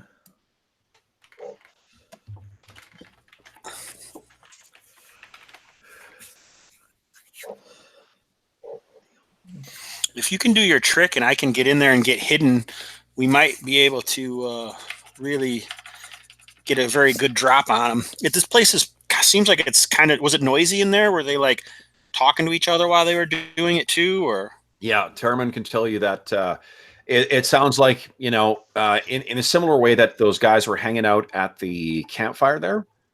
It's men at rest. Okay. It's the sound of Tavern, you might guess like a dormitory of some kind. Or a barracks or garrison, I guess, or barracks. You're talking about the guys down to the southeast, right? Not. Yeah, the room that you listen to. Yeah. Okay, so like this room and these guys were not really talking. They were the wine guys. I was wondering if they had a wine pressing song or something they were singing. All right, do your thing, and I'll see if I can sneak in there. Okay, I slip my fingers, and the door swings open again. Okay. This time there's 25, changing of the wine pressers. I have been rolling random encounters throughout. Just good. No luck so far. I feel like I recognize this setup, but it's usually like kobolds or something who are doing the wine pressing. Yeah, how tall is the room here? When I was trying to think of my spider climb, within there is probably about 20 feet. 20 feet tall. Hold on. I'm going to see. I'm going to roll for surprise for them again. They're still oblivious. Okay. So you guys will have. Let's drop into initiative order right now, guys. Let's have. You may not attack. Like if you don't attack, I'll keep rolling for surprises for them. Let's have everyone declare their actions, and then we'll just go phase by phase. I'm not rolling initiative for this round because you guys will all be able to act before them. Being as clever as you are. I want to get into short range, so can you guys let me sneak up to this grape pile here? See if I can hide up there and get up closer. Sure. So I don't know what that would be in move. Just move? Yeah. If you're planning on attacking on the set, like on your second phase, just remember you can move half your move. So you can 20 feet in is to that first pile of grapes there. Can I do attack? Well, you don't have more than one attack per round, so... Oh, no. Okay, so it'd be not worth it. No. Okay, I'll attack and move. And again, remember, guys, declare melee or declare missile, not attack. Oh. Okay. I put range. That works, John. Yeah, that's fine. Yeah. Okay. Trying to break out of that mindset. Yeah. Okay, so let's see here. Everyone's declared. Okay, so then first up is no one's doing melee. So, oh man. John, Velicatos is up first with the missile. Gotcha. So I'm going to aim for one of them in the back, and it's just outside my first range. So I guess my +1 turns into a +0. Your range, I think it's -2 actually for medium range. Okay. Yeah. So I mean, you could move half your move with the move. It just means you can only attack once with the missile weapon. Oh, I can only do that anyway. So if I move here, then they're in range. Yeah. They're in 5 squares. Okay. Yep. Yeah, I'll pop that.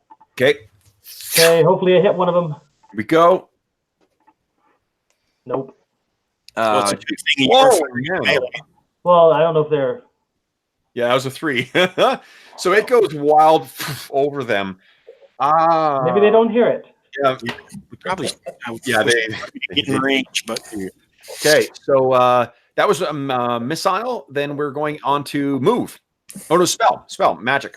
Yep. I want to do the spider climb. That's what I'm going to cast.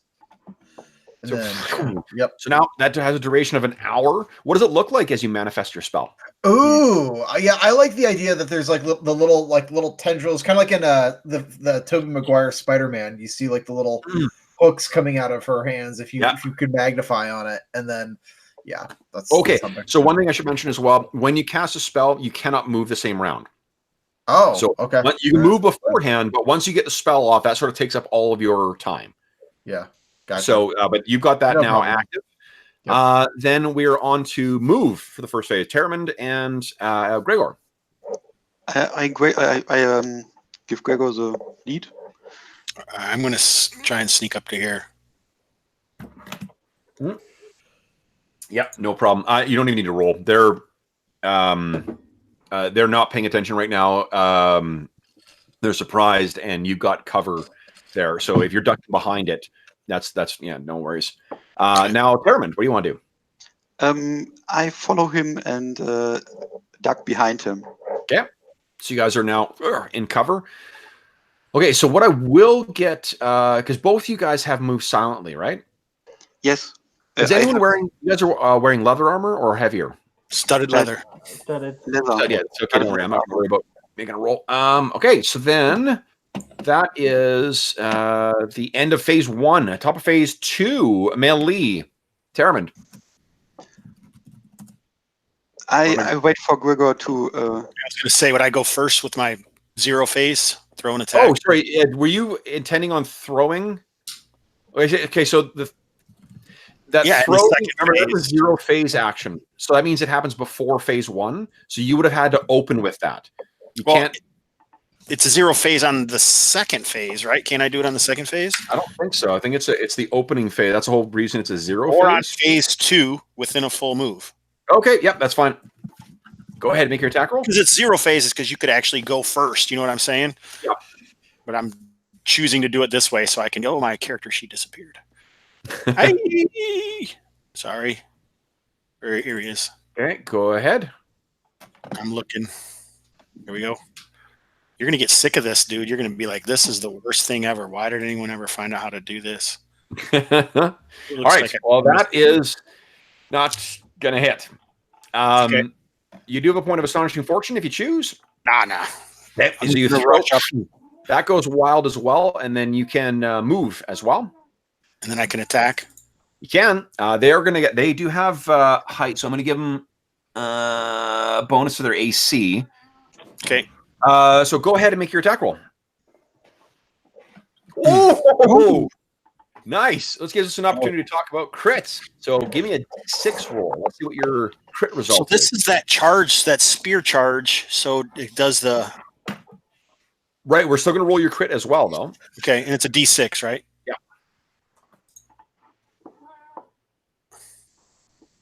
Two. So +2 damage. Okay, so then you do double damage on that. So that is 8, 9, 10 from the bonus 2. It's more than enough to kill one of these things. So you go racing in and skewer this guy, and it kind of hits right in the. I think because you're attacking from below, hits the femoral artery. Kind of grabs his leg, and he falls forward and falls out of the tub. Terramond. Okay, then I move in and do an attack too. Okay, I don't. Give me a dex check or dex test, please. I think that in order to run over those grapes, I want to make sure you don't slide because don't. Oh yeah, easy. So you leap over this thing, go racing in. Go ahead and make your attack roll.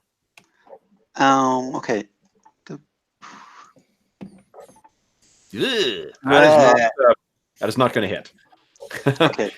Okay. However, we have. Let's see here. Then no one is doing missile in second phase. No one's doing spells. No magic. So move. Anybody want to move on second phase? Go nuts. Yes. This was second phase. Oh, never Right. mind. Sorry. Never mind. Tell me to shut up, please. That was okay. Okay, so I can move half my move, or Yep. okay, I'm gonna go there. Okay. And Quick, do you want to move as well? Do I get to even though? Oh no, you don't. Forgive me. Yeah, you're right. I'm just reading out your thing. Okay, so that is the end of surprise round, guys, or round 1. Let's do round 2. Everyone declare your actions, and then Brownie, you're still owning initiative. Okay. Ooh, So, you got to beat my 6 this time. So oh shoot. So to take advantage of my 3-2 firing rate for the bow, do I do missile or? no. So what you can do is, well, if you move when you're doing missile attacks, you can only attack once. Okay. So if you if you want to stay stationary and just fire, take advantage of that. Just Do I have a line of sight to see them? The columns look like they're in the way. Yeah, that does look. So, do you want to position yourself in a different place? If that's what your character was planning on doing, I'm fine with you positioning yourself somewhere else you could have moved. Well, I was thinking about moving here and then firing at the one guy down there. That's too far for you to move because you wouldn't have been able to move. Oh. Like, it's got to be within the distance. What you could do is like that. The grapes there would give you partial cover. Okay. It's a pretty big pile. So if you wanted to position yourself like right here, then you'd have clear line of sight to them. Okay. Because they're above, right? Because this is like a 20-foot high ceiling or something. Okay, so Brandon, you actually do. Here's the benefit: you have to wait to roll initiative until everyone's declared actions. Sorry. But that means that you get to re-roll, so you might be able to beat my 6. Yeah. So there is that. Okay, so we got Tyrman's declared. Everyone's declared. Go ahead. Let's see here. Do you beat my 6? Oh, Yeah. No, I do not. Yes, beats the Great way to win it. Oh. I don't know, so real quick. Oh, well played. Okay, so unfortunately, you lose, which means they are up first. So they are no longer surprised. They see you guys down there. Yeah! 2 of them will charge in. One's going to try and hit Gregor, and because of their superior positioning, will have a bonus to hit against both of you guys. And then the other one is, let's see here. What is he going to do? Yeah, actually, he's going to, I think, charge in. And Terramond, do you want to be evens or odds? Evens. Evens? Okay, odds. So we got 2 attacking Gregor. All right, so Gregor, 2 of these guys have drawn their scimitars, and they are slashing down at you. Let's see. Oh, one of them for sure hits. What is your AC? I have a buckler shield that I'm using, and my AC is 5. When did you draw the buckler? Oh, you had the buckler on the whole time. I see. Okay. You always have it on the whole time, a small shield. That's why they're so sweet. Okay. So, as long as I'm using my weapon one-handed now, and I can use my shield, then my AC is 5. Perfect. So what's your total AC then? 5, sir. 5. Okay. So one of them does not hit. One of them does hit you. So you batter one of them aside with your buckler. The other one, unfortunately, does connect you, and you take 3 points of damage. Now, unfortunately, neither of you guys are wearing it, but John and Brandon. One interesting other difference with this edition is medium armor has a damage resistance of 1, and heavy armor has a damage resistance of 2. Mm-hmm. Oh, cool. Yeah, it's pretty cool. So, all right, and then we got 1 on Terramond. There's no way that hits. So they slashes down at you, even with the superior position. It is not sufficient to get you. So, end of the melee for the bad guys. Gregor and Terramond, go ahead and make your melee attacks, guys.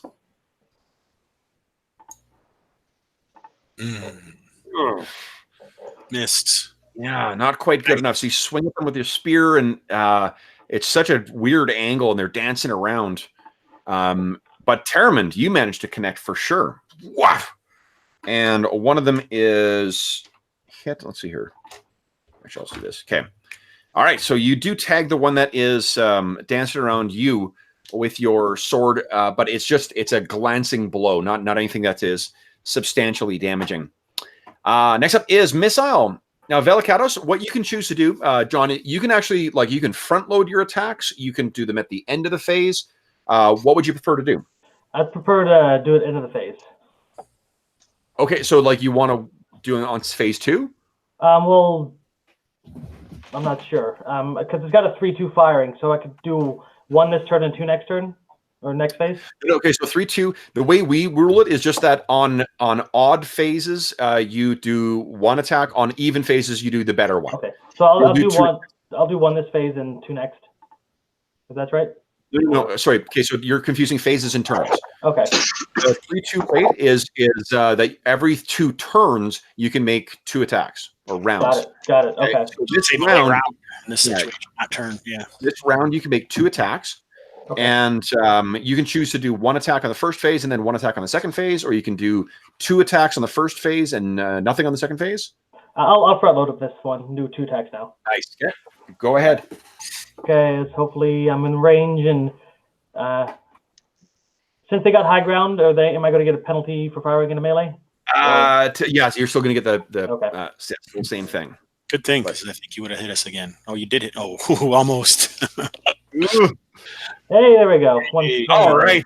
One of them goes zipping past Gregor's ear. It's like, hey, but then the other one goes in. Oh, and it's Oh, were you attacking the same one that Tavern was fighting, or one of the ones on Gregor? I was guessing the middle guy, just because that was a less Okay, so that was chance one of of the ones on hitting Gregor. some. Okay. Yeah. No problem. All right, so yeah, this arrow grazes, cuts across his shoulder, and maybe the back as he's kind of leaning down. It's a nasty gash, but not a huge hit. All right. Anybody else in phase one? Move quick. Move, yeah. Yeah. So I'm gonna come down. Let's see. And you can move on walls now, right? Yeah, I can. So are these guys? Are they still on high ground up over here? They are. Yeah. Okay. Let's see. So I can move 20 feet on this turn. You can move 20 feet on this phase. Yeah. Okay. So I'm gonna get over here. Is this area where I am right now? Is this also like 20 feet tall walls here? Yeah, inside. Yeah. Okay. So I guess I moved 10 feet. So I'm gonna spend the rest of my movement climbing 10 feet up on this wall. Okay. Yeah, awesome. Spider-Man up the wall. All right. Yeah. End of phase one. Phase two. Melee first. Gregor, you're splitting your melee attacks across? Yep. Go ahead, make your second attack. Yeah. Oh, shit. So this guy slides, one of them connects with you. You sort of, glance back at him with a furious look and plant your spear through his eye. All right. Yeah. No one else on melee for second phase. Can I ask you a quick question, Kevin? Of course, yeah. Does this, since we're using a small shield, does it only work versus like one opponent, or does it not go into that? I can't remember. It'll say under the equipment section. I'll find it. Go ahead. Yeah, it's all right. I don't know. That may be the thing with the buckler, is that it's only versus one, but I can't remember. All right, so we are on to missile, second phase. That's me. Pretty quick. Yeah. So let's see, how far away are these guys? And I am firing into melee, right? You are, unfortunately, yeah. Even though I have the height thing. Yeah. They're in melee. I'll say it's only on a nat 1. If you get a roll nat 1, then I'll make you make the roll. Okay. Okay. So I'm 10 feet up, and on a flat ground, this is indicating about a little under 30 feet to this dude, or about 30 feet. Yeah. So how does that? I think isn't it my? Oh no, it's 50. Right? Is my with a sling? Yeah, 50 feet. 50. Okay. Yes. So I don't need to worry about that. No. Okay. Yeah. So I'll make a range attack on the top guy. No nat 1s. Okay. So I don't know. I've never done this before. What do I click on the character sheet? If you've did you set up your weapon? I believe so. Yeah. So I can just click on the weapon. It should be click on the dice next to the weapon. Yeah. Okay. Yeah. There we go. It should roll for you. How do we do? That's a one. Yeah, not well. Oh my gosh! I'm gonna use my fortune to try to make. Go ahead and re-roll that attack. I don't want to do another. Good lord! Oh man, it still doesn't. It's better. Still not. Yeah, better, but but not gonna hit anybody else. And you swing the sling and it goes zipping past. Holy shit! Okay, so that is, I believe, the end for missile in second phase. We're on to magic, and no one's doing magic in second phase. Move. Anyone who is going to move on the second phase, go ahead and do that. Nope. Then what we have is their action, which is to turn and say, "Intruders! Intruders are here!" Screaming out. All right. Then it is the end of the turn. This is end of the round. Round 3. Declare your actions. Brandon, you lost initiative, so you were fired. John, now the awesome responsibility of rolling initiative falls on your shoulders. So roll d6. No, wait till everyone declares actions. Okay. Then you need to roll and see if you can beat my 2.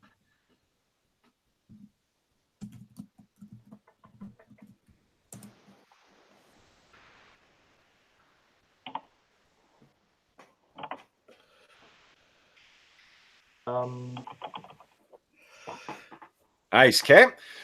Go ahead and make your D. You need to beat my 2. Ooh. All right. So this gives us the opportunity to talk about ties. So tie breaking in for initiative in Astonishing Swordsmen and Sorcerers of Hyperborea is done by comparing dexterities. So Does anybody have a dexterity less than 10? Not me. No? I got a 13. Awesome. Okay. So you guys, that means they have a dex of 10, which means you guys will all act on tiebreakers. If you're taking the same action, you guys will act before them. Okay. So first up then is melee. We got Gregor, we got Tavern doing melee. You guys go ahead. I'm jumping up into here and attacking. Okay. Now this is, I mean, you can hold on. You can picture that like that. I think that might take your whole action. Like this is a wine vat, right? So it's not a matter of just like hopping into a tub. Okay, I didn't know, so I'll be moved melee if that works. Yeah, that's fine. Okay. You climb up in. I want wine. Whoa, but Terramond. So you correct from that last strike, and your bastard sword finds home now, and you carve this guy's throat out, and he drops down. Well, actually, if you're doing a move, then you'll have to act after their melee. Gregor, because they're meleeing. Yep, you're right. Yep, sorry. I didn't So know. even AC 5, they just hit. Oh, So dang. that one just hit. Let's see here. Oh, fuck me. 7 points of damage. Oh, shit, I'm dead. Well, you're at 0. Now, hold on. You do have your Astonishing Fortune. If you spend that, you can suck up that hit. Yeah, I will then. Okay. So this comes narrowly close, and it leaves a scar across your face. Okay. And that is it for melee. Missile. All right, so where's my? Okay. Now, Brandon, remember your missile rate of fire is a 1, so you're not going to be able to do missile both turns. You could missile, you can move and then missile, or you could missile. I'm gonna missile and move. Okay, that sounds good. All right, So go ahead and make your missile attack. Nope. Okay, unfortunately, goes wild. Okay, then it is no one's doing magic. Move. We got Velicados, and I think that's it. Yeah, Velicados, and then bad guys. Okay, well, I can do half my speed, right? You can, yeah. Okay, 5, 10. So I'm gonna move here and get my spear out. Okay. So you're racing over there. You do you drop your bow then? I guess. Yeah, as I'm going over, I drop my bow and I pick up my spear. Your spear, awesome.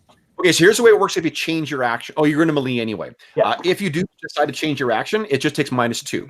Okay. You can't change into a spell because you do need to spend the whole time preparing your mind mentally for it. But yeah, okay. Then it is move turn. And what happens?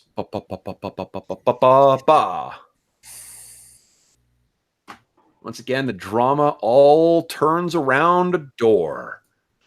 The door at the far end of the hall is thrown open. Oh, well, 4 of them. We can take it. Okay. Then we have end of that is the end of phase 1, top of phase 2, melee. Velicados, what do you want to do? Like you're the only one doing melee on phase 2. Gregor is as well. Oh, yeah, Gregor. Oh, yes, both you guys. I plan on just moving up and stabbing the guy with my spear. Okay. Like a charge or something? Sure. Yeah, go ahead. To there, and I'm going to stab him. Big money. Oh, and actually, there are 3 of them. Because there are 3 of you, he takes a flanking penalty to his AC. So that's actually a pretty vicious hit. I got him right up. Yeah, he's dead. I think he turns towards Gregor, and you see an opening. You're racing in, and then right through the side of the ribs, he's like, and falls back dead. I would have skewer him, and then as he falls back, position the spear on the ground and tilt him into the grapes. Okay. Nice. He's down into the grapes. Okay, and Gregor, you look back at the other end of the hall, and you see 4 more of these guys have thrown the door open. Can I do an action since I didn't get a melee? Absolutely. Yep. What do you want to do? I want to set some arrows in here. Yes, absolutely. I want to set arrows, and pull out my bow. Yeah, love it. Okay, so that's done. So you can double your attack rate for your bow, and we'll be on an even turn next turn. All right, so then second phase. Let's see here. We got I think That's we got 2 moves. So we got only Taraman. Taraman, you can move, and then we're and Queequeg, you can move, and then we're end of round. This was 3. Do they have bows? These 4 men. Do they have? Oh yeah, good point. They do not. They have scimitars as well. Oh, good. All right, so I'm gonna climb. I'm gonna climb up another 5 feet on the wall, and then I think I did the measurement, and I can move about here. Oh, what happened to me? You can move yourself a little. Like I'm not super fussed with like hitting it to a specific, like a specific length. If there's like, was there somewhere? Oh, I mean, I would have made farther down the wall. That's, I mean, yeah, go move yourself 10 feet further. That's fine. I'll go like here. Question: these healing potions. I have one, and Gregor has the other one, right? Yes. Okay. So, can I? What is this for an action to take it? To like administer it to him. So I mean, like he has to do it. You can't like, you know, hold his mouth open and pour the thing down. He'll have to take the action to drink the potion. Okay, good.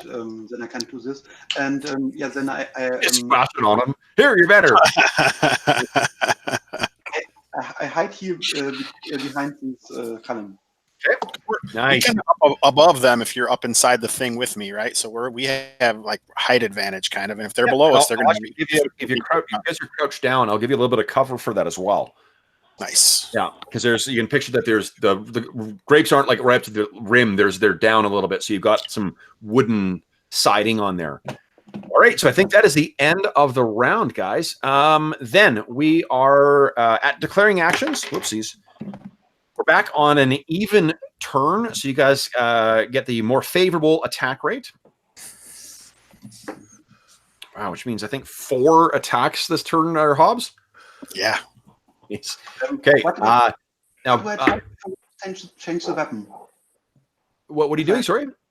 What do I type when I want to change the weapon to a bow? Drop. Well, again, it depends on what you're doing. Like, if you're just dropping your weapons and then drawing it out, I'll let you do that for free. Okay. See, you should have set arrows last time. Can you tell him to do that? So if his move was to crawl up into the vat, then yeah, you could set the arrows. But like, it's a tile floor here, so you can set the arrows on this floor. Well, you can't jam arrows into a what he calls into a tiled floor. Yeah, like a marble floor. Oh man, I thought he did jump up with me. I didn't know though. I guess. No, he said he took cover behind the pillar there. Okay. All right. Sorry. Okay. So we got everyone. Excellent. Okay, then John, beat my 5. Okay, come on, dice gods. Come on. Oh. All right. So they are up first. They are going to spend their turn moving. And seeing you guys getting the arrows, they're going to go boom, racing in here, and then they're going to race over. He's going to take cover behind that pillar there. He's going to take cover behind that pillar. He's not quite going to be able to make it because there's not enough room there, as is here. So you will have 2 viable targets right now. And they're yelling something back further into the area here. Well, it's been fun. Okay, so that was their... let's see here. That was their... Oh, actually, I'm cheating. That was their move. So it'd be melee first, then missile. So you guys have a chance to take shots at them first. All 4 of them. Yeah. So I'm firing at the first one who comes through. Go ahead. 2 attacks every round. Yeah. Actually, you got 4, don't you? Or are you just splitting across the 2 faces? Well, it's 2. Oh, yeah. I forgot I could front load, so I should do that. Are they AC 6? Let's see here. That is hold on, wrong guy.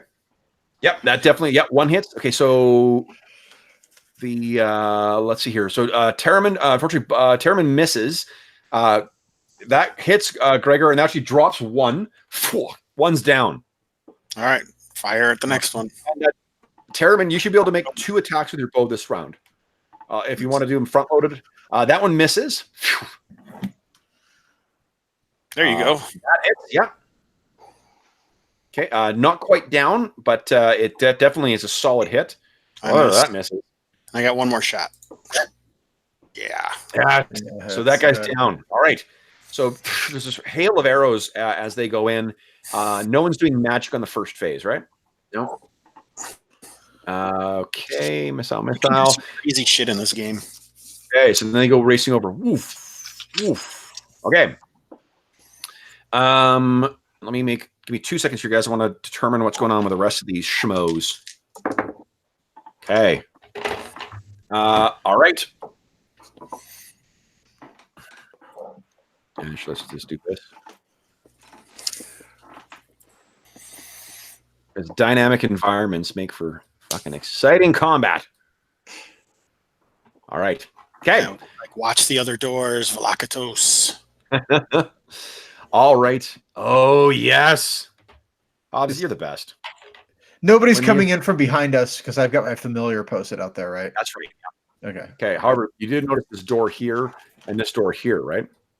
Oh. No. Yeah. No, they are not visible. It looks like walls. I can tell just because I'm used to. You can see the little gaps a little bit. That's why. Yeah. Is this one? This one's the door here at the left, right? This door that goes back to the stable. That would be the stable, yeah. And this would be the one probably with the magic door entrance, and then I don't know what that. Well, maybe. Okay.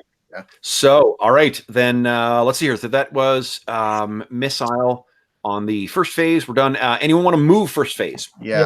Velakatos and okay. There. I'm gonna move closer. Nice. Let's see.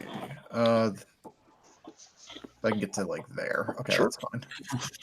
Okay, so then I moved them ahead of time, but they've moved. All right, so that's the end of phase 1. Phase 2, we have Gregor. You front loaded your Yep.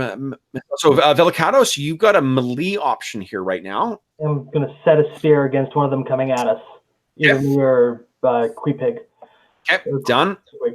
Yeah. You got it. And he's Queepig's about like 10 feet up on the wall right now.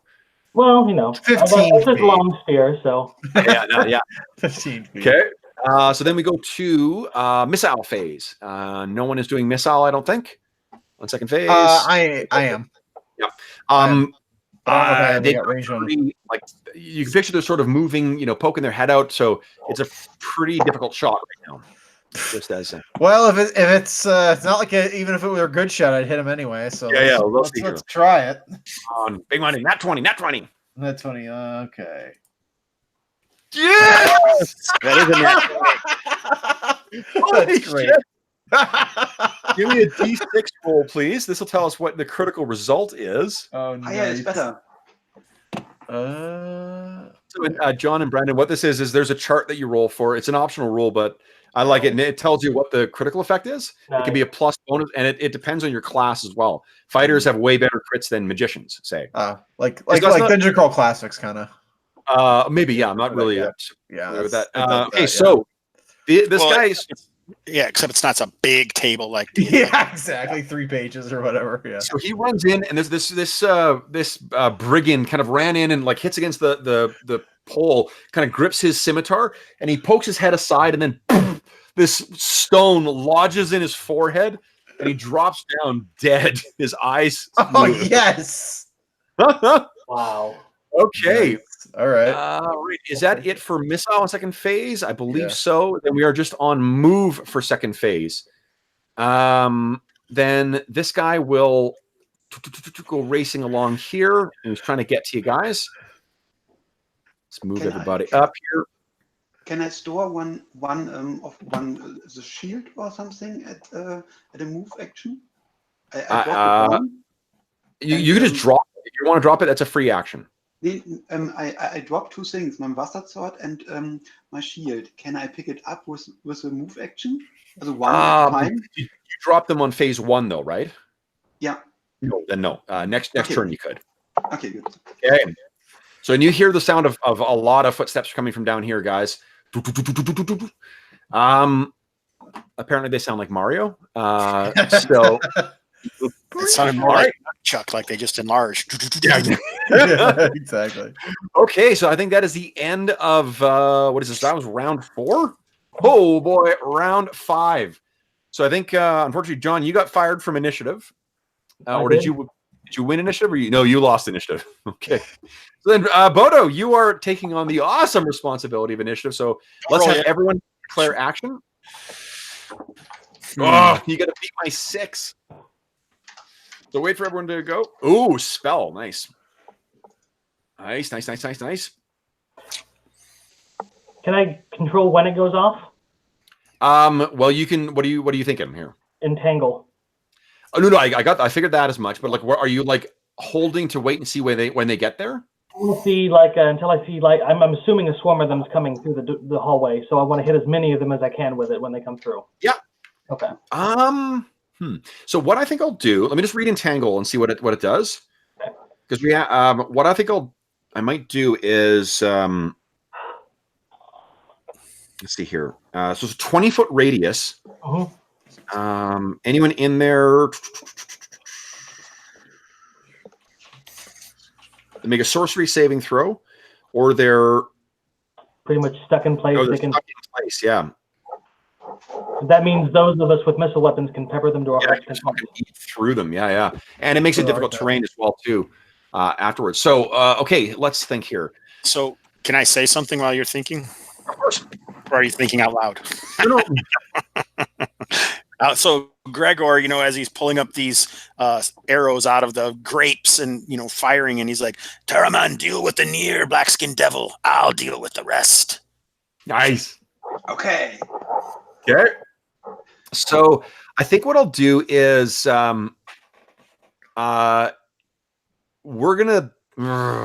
I can either have it be the initiative count and let that happen, or I can make you make a dex test to see if you can get it off before, like in the precise point of their mid movement, or have to be stuck with where either before or after their move. I'd say let's go after their move just to go with that, and I'm going to try and aim it to where I hit as many as possible. As many as possible. Okay. So what I'll do is, so magic happens. What you will say is that you're going to hold your action until the very end of the phase, right? Very end of the turn. How's that sound? Yeah. Yep. That works for me. Totally. Okay. Then, all right. So we've got, let's see, who has not declared? Everyone's declared. Then beat my 6, Bodo. Oh. Ugh.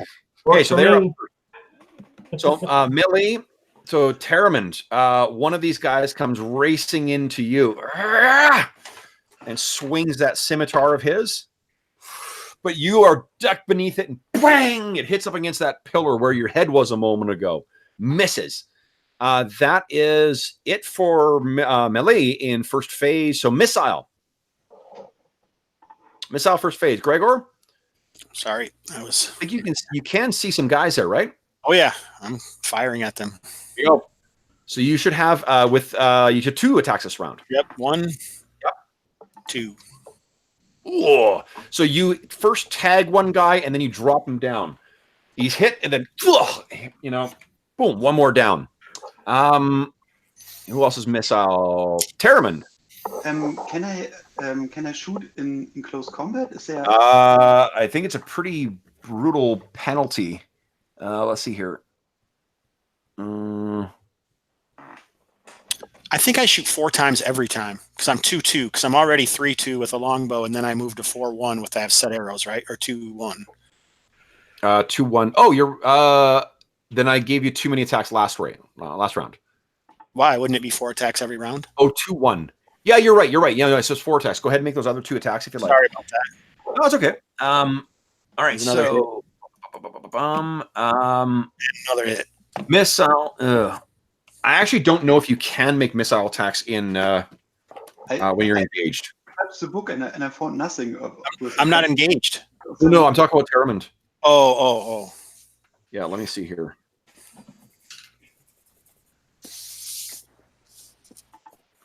You may I don't know.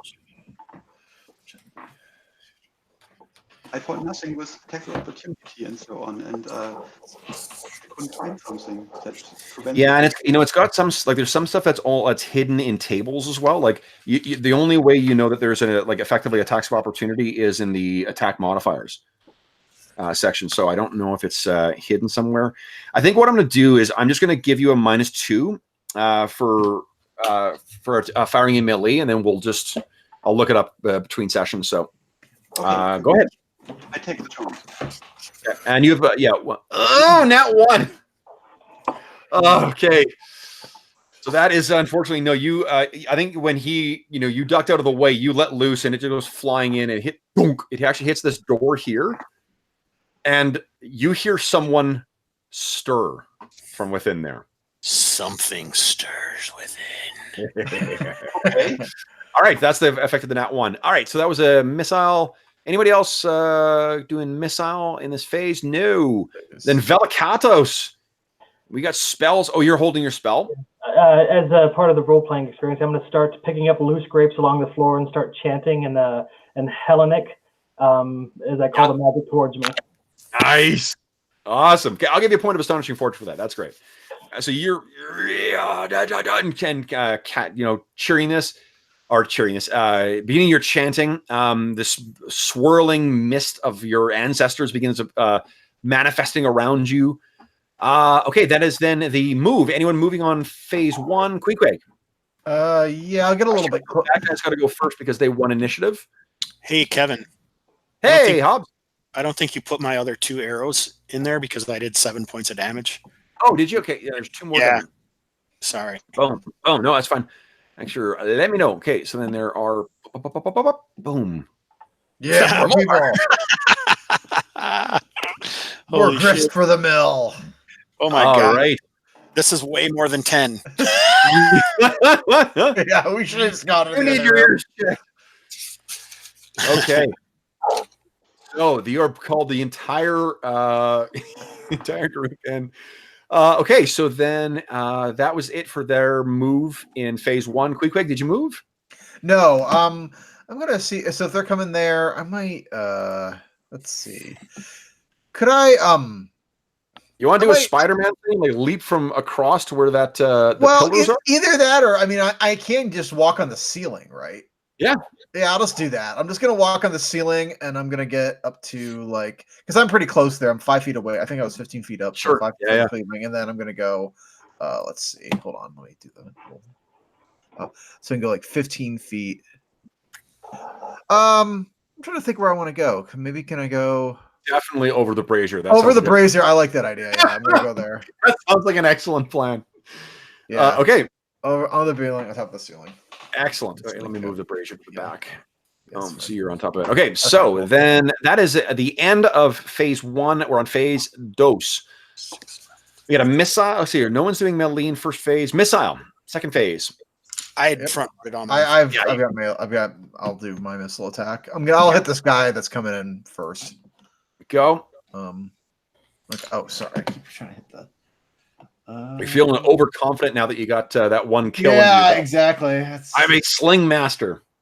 Not bad. I not think bad. that'll I'll hit. put a little dot on him to let you know. Do I get an advantage for the height advantage or anything too? Yeah. Okay. I mean that would have hit regardless. But yeah, I'll put a little dot on him so we know he's injured. So he skips off his the top of his head. He looks up and sees this little Inuit. What do you call it? A witch clinging to the ceiling. That's creepy as fuck.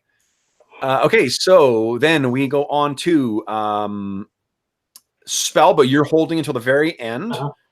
So then we're on move. Bad guys move first because they won initiative. That injured guy goes racing. Goes racing around over here. These guys go racing in. And then there are some other guys. Now, there is one difference in here. There is someone who is dressed different. And this guy looks pretty scary. And this is what he looks like. Boom. Oh. If you were to guess from the way he's dressed, he may be basically the person in charge, the sergeant, if you will. Okay. And are morale checks a thing in oh yes, this game? Oh yeah. So kill that guy. You then also hear Gregor and Tavern can see this from where they are. The door is cast open. Uh-oh. And standing there You definitely both recognize a sorcerer when you see one. Ooh. And this is what this man looks like. There's in his hand, casually carrying it along as if he was, carrying a loaf of bread, is this tendril of flame. So that's who you see there. All right, then let's see here. Now we got magic happening. Velicatos? Okay, so I'm gonna at the very end of it say let the vine spring forth, and I fling the grapes magically right over to this corner right here. It is splat against the wall, and then vines burst out from the grapes and start wrapping up like everything in a 40-foot circle around it. Amazing. Okay, let me draw a quick thing here. So I'm just going to do 20 feet out. So I'll just say basically all around here. Yeah, it's 20-foot radius, so it's 40-foot circle. Yeah, perfect. Yeah, so there we go. This all grows out. Something breaking through the surface. And they're all crying out. They're great vines with thorns. Okay, I'm gonna make the saves for them as well too. Well, I'll do that when it's their turn to actually move. Don't worry about it. Okay. So then that is the end of turn or round 5. We're on round 6. Everyone declare the actions. And I believe you guys lost initiative next round, which means Hobbs. Best initiative roll. Don't roll it yet. Wait for everyone to declare their actions. Can I move at the end of the race? You got to beat my Cinco. Yes, you can move. Sorry, Bodo, go ahead. Can I withdraw? With what speed I do withdraw? You didn't choose which? Withdrawing from an enemy. No, there's not really a withdraw action. So you can take an attack of opportunity on him. If you're moving away from this guy, you will take an attack of opportunity. Oh shoot! No. I'm an idiot. Okay, then I stay there. Okay. What'd you do? So I was reading about the concentration rules that you have here. So if I were to be hit, I could fall into the brazier.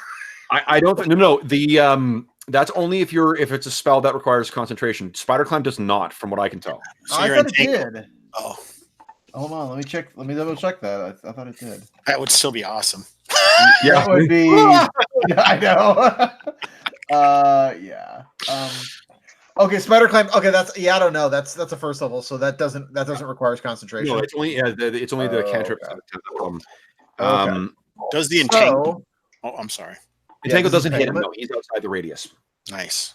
Yeah, he's also 20 feet up, so I think. No, I meant does the entangle require concentration? Oh, does he? Yeah. No, I don't think so. It's usually the detect spells that require concentration.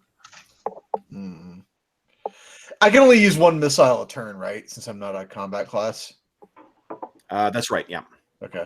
Well, no. If you're using a bow, like a bow's attack rate is 3/2. So you would attack once on one round and then twice on a second round. A bow's just got a really good rate of fire. Oh no, I have a sling. Yeah, the sling is not as good. So I can only do that once a turn. No concentration for entangle. Nice. Okay, cool. All right. So we just got. I might do. I don't know. Let's do. Hell, we'll just I'm going to say you can see that that pyromancer as well. Okay. I'm focusing. I'm going to yell that. I hate pyromancers even more. Do you speak? Pyromancers are worse. Does Gregor speak Ixian? No. Okay, that'd be even better if you could tell him that. No. He's just telling him with his arrows. Yeah. Let me check. I'm going to check one more thing about my spells. I'm probably just. So it's just flare. It's just the round. Oh, you know what? I think I will do that. I'm gonna do a spell. Okay. Nice. Okay, so then Hobbs beat my 5. I hope so. Here we go. It's time for 6. Oh, yeah. All right. So first up, we have Malay. And first, we're going to see if these guys are entangled or not. So, that guy who was injured. Let's see if he is entangled. 19. He's not fucking entangled at all. He screams at you there, Velikatos, and goes charging in. Yeah! You don't have any. Yeah, you're not doing any magic this round. Okay. Nope. Swings at you. What's your AC? I think it's 6. 6? Nope, it's 5. 5. Nice. Okay, so this swings at you, and you deke back, and he misses you. All right. You crack me up every time you say deke. It's perfect, but you don't usually get a lot of American people saying deke. No. Well, it's a kind of a hockey baked-in thing with us. So yes, yeah, I get it. I love it. Okay. I love hockey, so. All right. So of the others, however, the front 4 there are completely entangled. The other 2 behind him, one of them's free, one of them's entangled. So the one that is free is actually going to move back because I don't think he can move through all of that. And then the boss man. Boss man rolls an 18 on his save. You guys are in trouble. Well, he goes. Got to move a long way to get out of that. Yeah, every round. Yeah. Okay. He is actually going to move though. All right. So, Missile first phase. Can I shoot with the pyromancer even if someone is standing? Yeah, absolutely. Yep. You'll still take the -2, but he's probably pretty easier to hit. Okay, then this is for the pyromancer. Here we go. Oh, nice! All right. So the pyromancer, and actually he was going to be casting a spell, so he started like speaking in Ixian. Yeah, so fine. Boom! He's hit, and he goes staggering back, and he's lost his spell for the phase. Yeah. Amazing. Okay. Oh, 1 hits this round. Wow. All right. Great hit. Now, do I have 2 attacks or 1 attack this time? 1 attack this round. It was 2 attacks last round. Okay. Good. All right. Okay. So then it's Hobbs. What are you doing? I'm firing at this Ixian pyromancer, of course. Go ahead. So you got 4 attacks to go around right now. Whew, that's 1 hit. Fuck. Are you going to tell me how much damage I do, or do you want me to? I'll tell you when he's down. I'm assuming it's all on him. Yeah. Fuck, another 1. Holy cow. That is what drops him down. He's filled with arrows. And looks like you still have 1 more attack, too. Yeah. So I kind of reach up to my tiptoes and trying to finish this one off that's actually attacking Terramond. Okay. Yes, thank you. Okay. We go. Oh, missed. Ooh, but at least he didn't hit. And I didn't hit you either. All right, so you fire at him and it goes wide. But that pyromancer is down. Oh, you break all my sorcerers. All right. That was Missile. We are now on magic. Quick egg. Quick egg. I'm going to cast Sorcerer's Flare on the boss dude. Nice. So he's at negative -1 on attack rolls. Okay, awesome. What does your Sorcerer's Flare look like? Oh yeah. Oh, I'm picturing it. It is she weaves her hand and it's like the Aurora Borealis kind of surrounds him and nice. Like that. Yeah, awesome. There's shimmering light around him. Okay, cool. Yeah. All right. So that is in the magic phase. We are on to move. Velikatos. So you're engaged with this dude, and he will get an attack of opportunity on you if you move out. What are you gonna do? John? Oh, sorry. So I can move? You move, but you are engaged with someone. So if you move out, he will get an attack on you. Can I just stab him instead? Yes, take -2 to hit then. Okay, yeah, I'll stab him with my spear. Okay. Eat spear. Whoa! You've been injured, you're going down. Head by Queequeg. So he swings at you. You look at him and fucking skewer him through. Down. All right. I may move next action instead of. Sure. Yeah, absolutely. Okay. You took the penalty, so I'm fine with that being changed. All right. That is the end of the phase then. Phase 1. Now, phase 2. Everyone front loaded their missile attack. So it looks like we've only got moves on the second phase. Okay, hold on. This guy could move out here in the first phase, and now he is going to. What has he got here? Oh It's yeah, terrain, wasn't it? I think actually this guy's going to. He's going to do a melee. Oh, he's going to do a missile. Oh shit! That's what he's going to do. Yeah, he looks up. He sees you up there, Queequeg. Studied his eyes. He sort of does that like thing where he, tosses his dagger up, catches it by its blade, and hurls it up at you. What's your AC? Oh, I think it's like just 9. I think. Well, hold on. I get a dex bonus, don't I? Yep. Do Okay. you? I don't know. I mean, I have a 14 dexterity, so presumably. Yes, so you would have a. So I guess I think it's +1, right?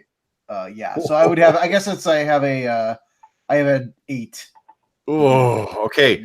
So Well, 8 is because it goes. It's descending armor class, right?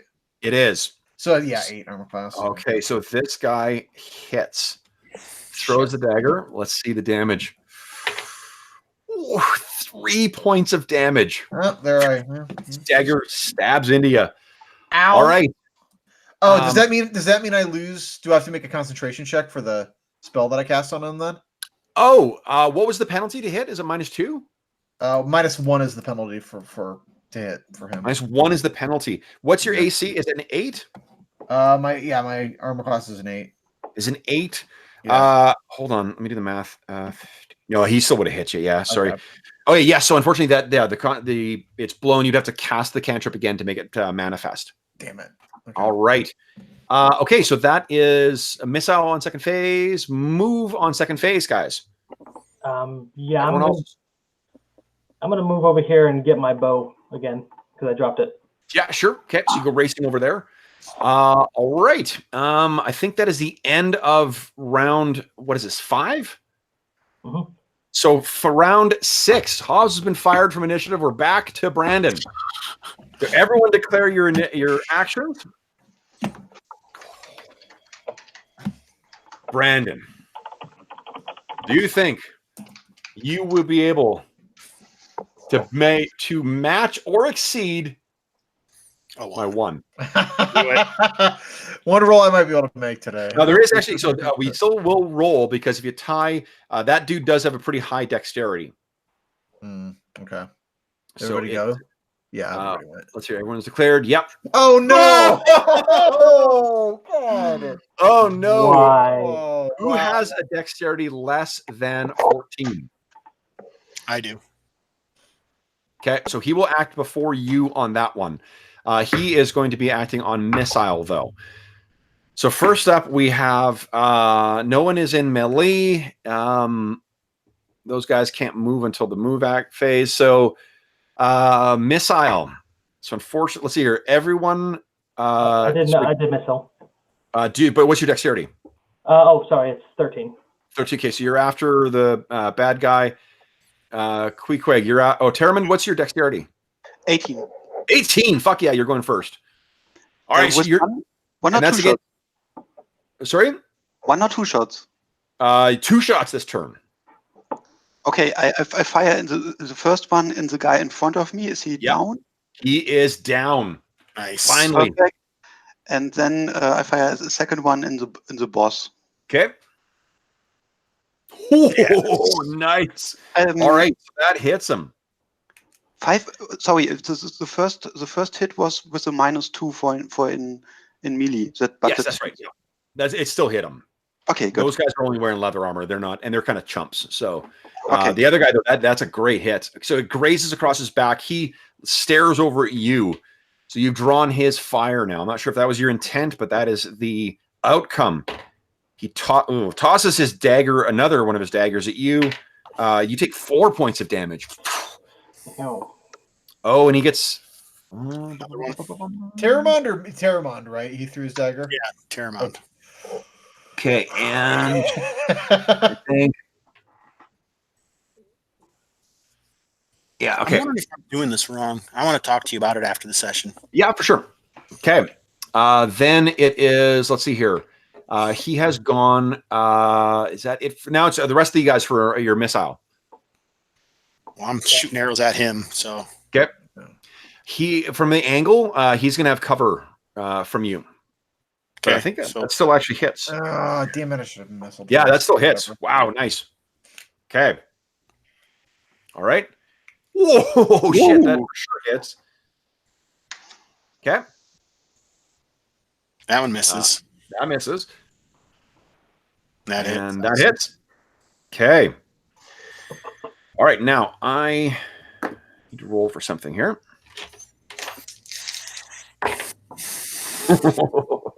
All right. That is it for Gregor. Anyone else got missile attacks in this? I think Velikalos? Yeah. Velikalos? What? I just realized I don't have a clear shot at anybody. Well, you're ready. If anyone gets into range, I guess. Okay, quick. What do you have as your action? This move. Okay. Move. Yeah. Move. So move. So you go ahead and move first, Move. and then I'm gonna make saves for the entangled guys and see if might be able to pop a shot out there and take it out of there. Yeah. One of them has freed himself. Yeah, only one of them. Jeez. Come north. This guy is going to race down here. This guy races back. Okay. If I'm on the ceiling and I kind of am hanging on over Terramond, would that kind of give me cover on the spike pillar? From the missile weapons of which guy? Of the boss man. Boss guy? Yeah, absolutely. Okay, so I'll hang on top of over his head. Okay. So you're scrambling across the roof. Yeah. All right, that is the end of phase 1. Phase 2. What do we got here? Before we do phase 1 ending, could I have converted my missile to a move action? Yes, you can. Yeah. I'm gonna get over here so that I can get a shot at somebody next turn phase. Sure, that works. Okay, so then it is. Let's see here. No one's doing melee. Missile. Second phase. So Queequeg and Velikatos. I'll go ahead and make your attacks. I'll pop a shot at that guy. Okay, yeah, go right ahead. I'm gonna take a pop. I'm gonna shoot at the boss man. They are a lot easier to hit now because they're stuck. They got -4 to their AC. Oh, I don't know. I didn't realize that. Okay. That hits. Both of those hit, guys. Oh, really? Okay. They don't quite drop them. They're not quite lethal shots, but yeah, we got 2 more that are injured. All right. Okay, I just want to check one thing here. Oh, okay, that works too.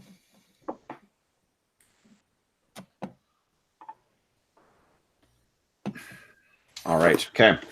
And so that was it for missile. Now it's move. He has the higher dex, so he's going to go first. He actually sort of does a quick study of the room, and then he fucking sprints along here. 10, 20, 50, all the way over, like along the length of the hall. He is very quick. Yeah. Game. Okay. And then you guys, anyone who yes, has moves available? I will hide behind one of these columns so that I'm. Or can I stay there and pick up my shield? Yeah, you could do that. Okay, then I stay there and pick up my shield, and next round I pick up my weapon. I'll tell you, you can pick up both. If you're taking your action to do that, you can do both. Okay, then I switch to bastard sword and shield and. Yep. So you swords, bows on the ground, and you got your sword and shield up. Nice. All right. I think that's everybody. Then we are on round 7. Everyone declare actions, and then Brandon, you need to beat my 3. So let's wait for everyone to declare actions, and then try and beat my 3. May the fortunes be in your favor.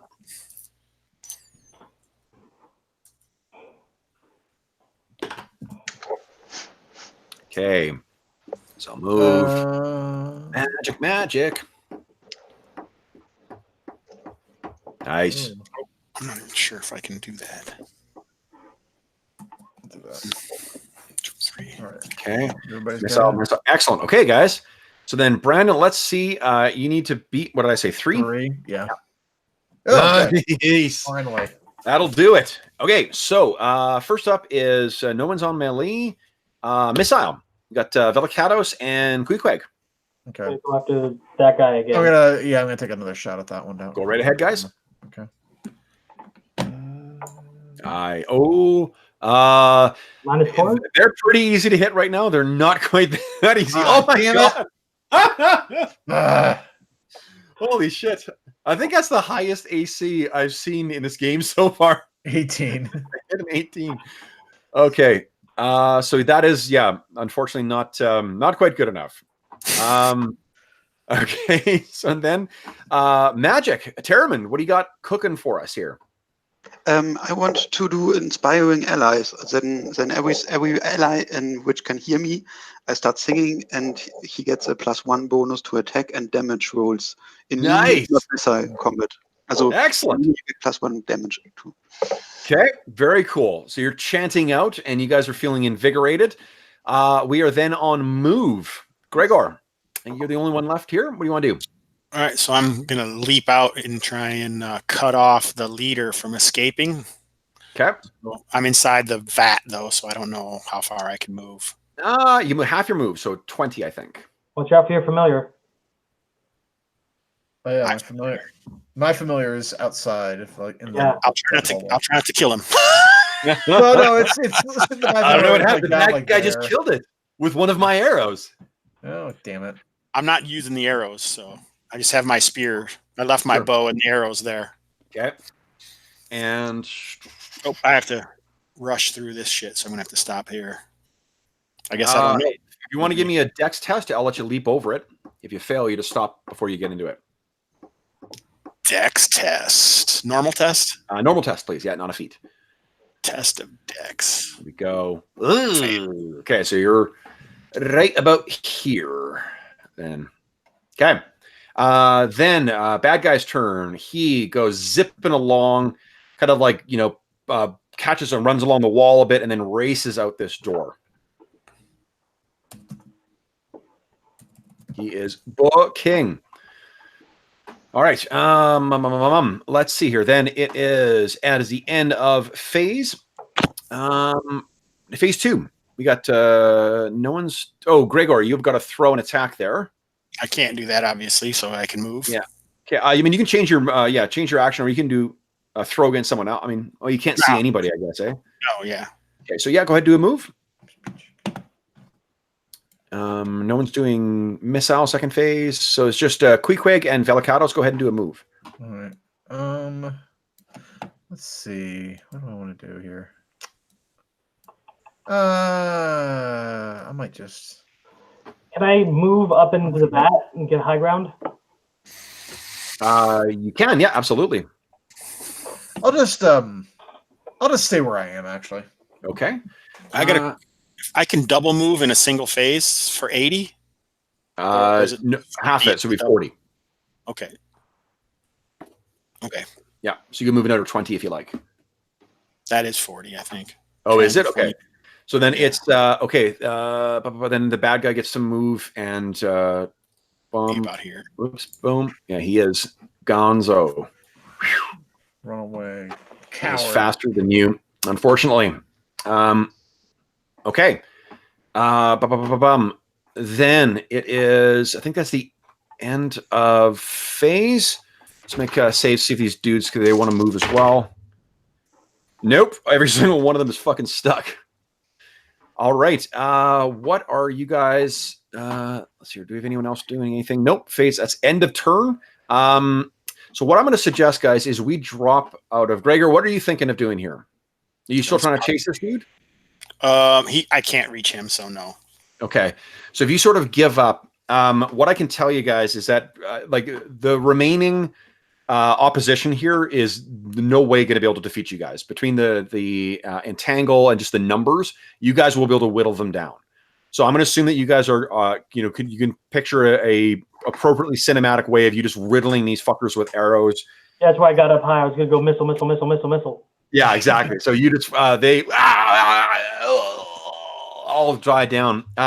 Gregor, I think maybe what you do, so you kind of race down to the edge here, and you look out the exit, and you can see that there still is the sound of the waterfall out there, but there's no sign of this guy.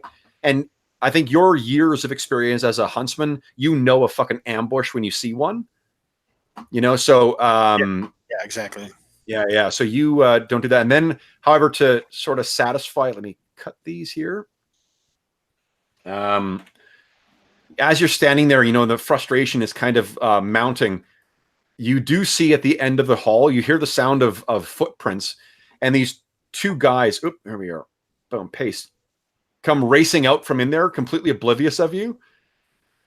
And sort of, they're racing towards the exit, not realizing that you're waiting there for them. So you turn and then two spears out and two of the brigands down. All right. So guys, you now have basic free reign to explore this place. All what do you want to do? Let's go check out the sorcerer's place. Yeah, loot the sorcerer. Loot the sorcerer. Yeah. Okay, let's do this. So we're way over time right now for the session. So let's just do this. Let's here's what you find in amongst this stuff is searching the sorcerer's quarters. You find there is a spell book in there written in Ixian. I'm sorry, in Ixian. I can read that. Has a bunch of spells in it. You're gonna take that? I'll take that. Yeah. Nice. Magician magic or whatnot? It's which? Which kind of magic? It is arcane, so be a magician. Sorry, this is pyromancer magic. So, so I can't. Yeah, as long as the spell appears on your list, you can still learn it. Okay. It's just I'm looking thinking like we're sharing that. You translate. Yeah, totally. There are tapestries in here, which appear to be Ixian in design, worth 150 GP each. Oh hell yeah! Is that there's how many? Two of them, two tapestries. Beautifully woven rug worth 400 gold pieces. There is a paper packet containing a bunch of yellow powder, and I think with Quick, you can tell that this is a poison. Oh. There's 25 doses of a poison in here. I was hoping it was drugs. Yeah, no.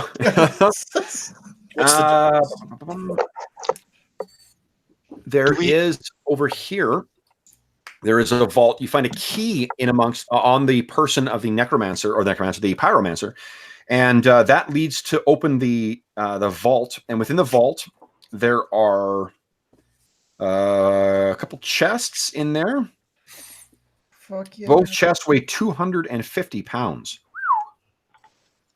What's in them? Can we open the chests? That is an excellent question. You're just gonna throw open the chest, eh?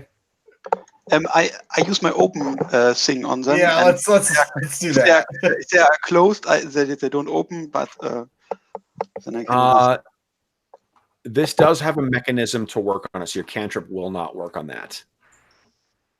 So you will need to, they're locked right now, so you would need to unlock them.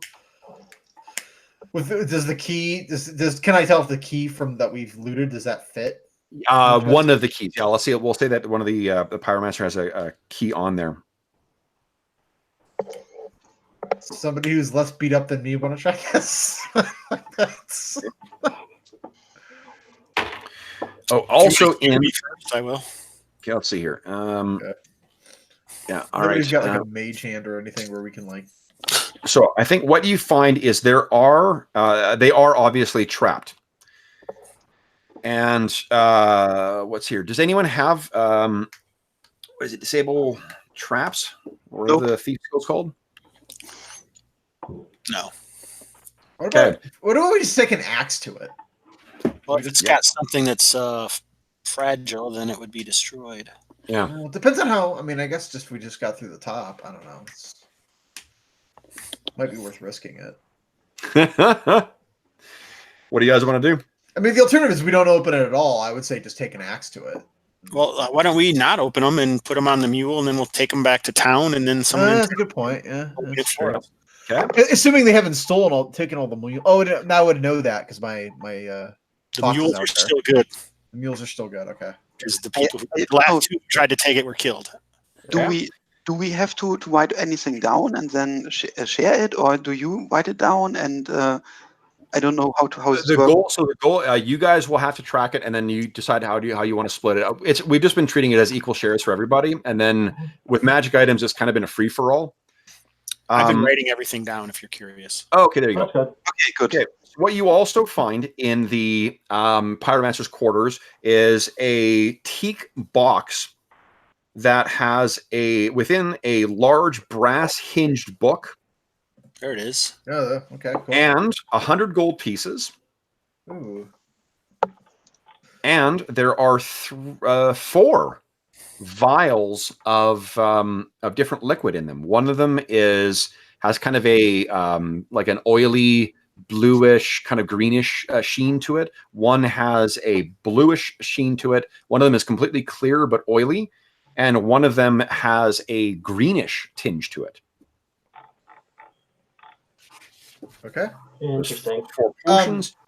I'm totally gonna read that book that's not supposed What? to hurt us. Yeah. Why? Oh, you speak Ixian too, I right? do, yeah. So I'm gonna read it. Okay. So we'll find out what that says. One second here. I just want to do the quick tally for XP for you guys. So within the boxes, which I'm going to assume you will either pay someone to open for you or whatever. There are the chests, yes, are in the boxes. The chests are so one contains 3,287 copper pieces. Okay. And the other contains 2,735 silver pieces. Ooh. Yeah, not bad at all. Okay, Let me get 400, 800, 950. Right around. How many? If you guys could please type in chat how many points of astonishing fortune you have left. How many do we get, Suze? You had 1 at the start. If you spent it, then you don't have it anymore. And then whoever, I'm not sure who got extra ones throughout the session. I did. You only got 1. I don't give a 1. What a fucking chintzy DM. Yeah, Jeez. That's what I feel like, but Yeah. Definitely. You know what you could do, Tob, is write down your complaint and put it in a letter. Yeah. Wrap it around a pine cone and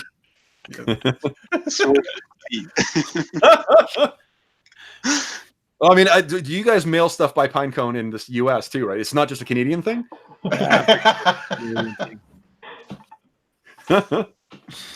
Okay, so let's see here. Let's see.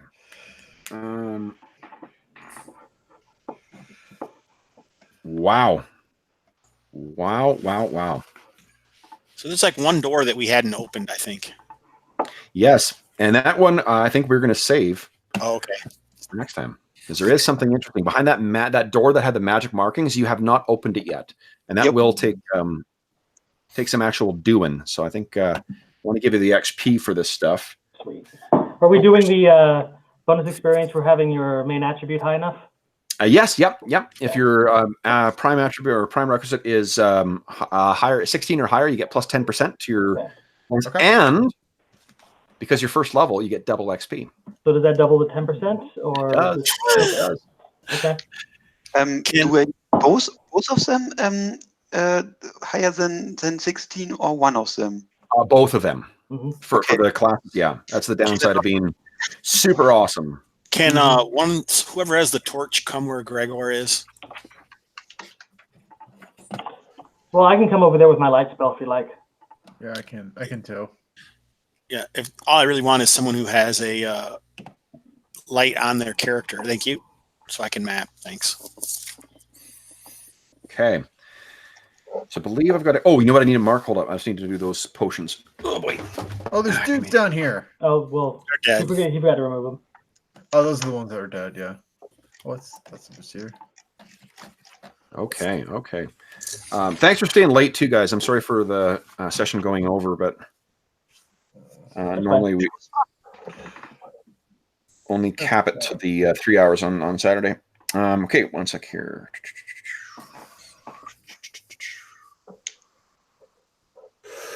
Okay. And that. And This probably beats Pete Buttigieg anyway. I was gonna go see him. He's oh, is he in town? Yeah, I live in Iowa, so. Oh fuck so, yeah. So he'll be in town again. Yeah, yeah. Him I and don't know everybody, right? Yeah, everybody comes to Iowa. So Yeah, yeah. yeah, that's Jeez. not that big of a deal. Yeah, it's been a weird backlash against him in the last like week or so. Yeah, there has.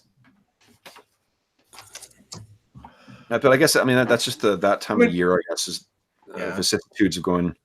Yeah. We love you. We hate you. Yeah, exactly. All right. Which basically translates as the press is just being we're just kind of bored of you. It's, I think half the time. Yeah. Say something more dramatic. Yeah. Like poor old Beto. Yeah. Yes, I mean it's not. I'm surprised you follow this stuff as well as being up in Canada. This is... I have 2 degrees in poli sci, so. Oh, okay. Kind of. I mean, I don't even know if Justin Trudeau's still prime minister. I know he got in trouble with like the whole trying to like yell at his attorney general thing. Yeah, so the he is, but the analogy for the way Canadians have described their relationship with the U.S. is sleeping with an elephant. Yeah, I've heard that. Like mouse right? sleeping next to an elephant. Yeah. Yeah. So like you kind of it's. And I mean, like U.S. politics affects the entire world, so yeah, it's you kind of can't help but. And then I mean, with the trade stuff, the last year or so too. Oh yeah, I used to do a lot better job following other countries' politics, but in the last 3 years, that's another casualty of the Trump administration has been my ability to pay attention to other things going on. Like it's just all-consuming attention that gets. It eats up, sucks up all the oxygen in the room. Yeah. All right, guys. So before your, this is after the doubling, and before you get your what do you call it? Oh, hold up! I forgot to add the extra XP.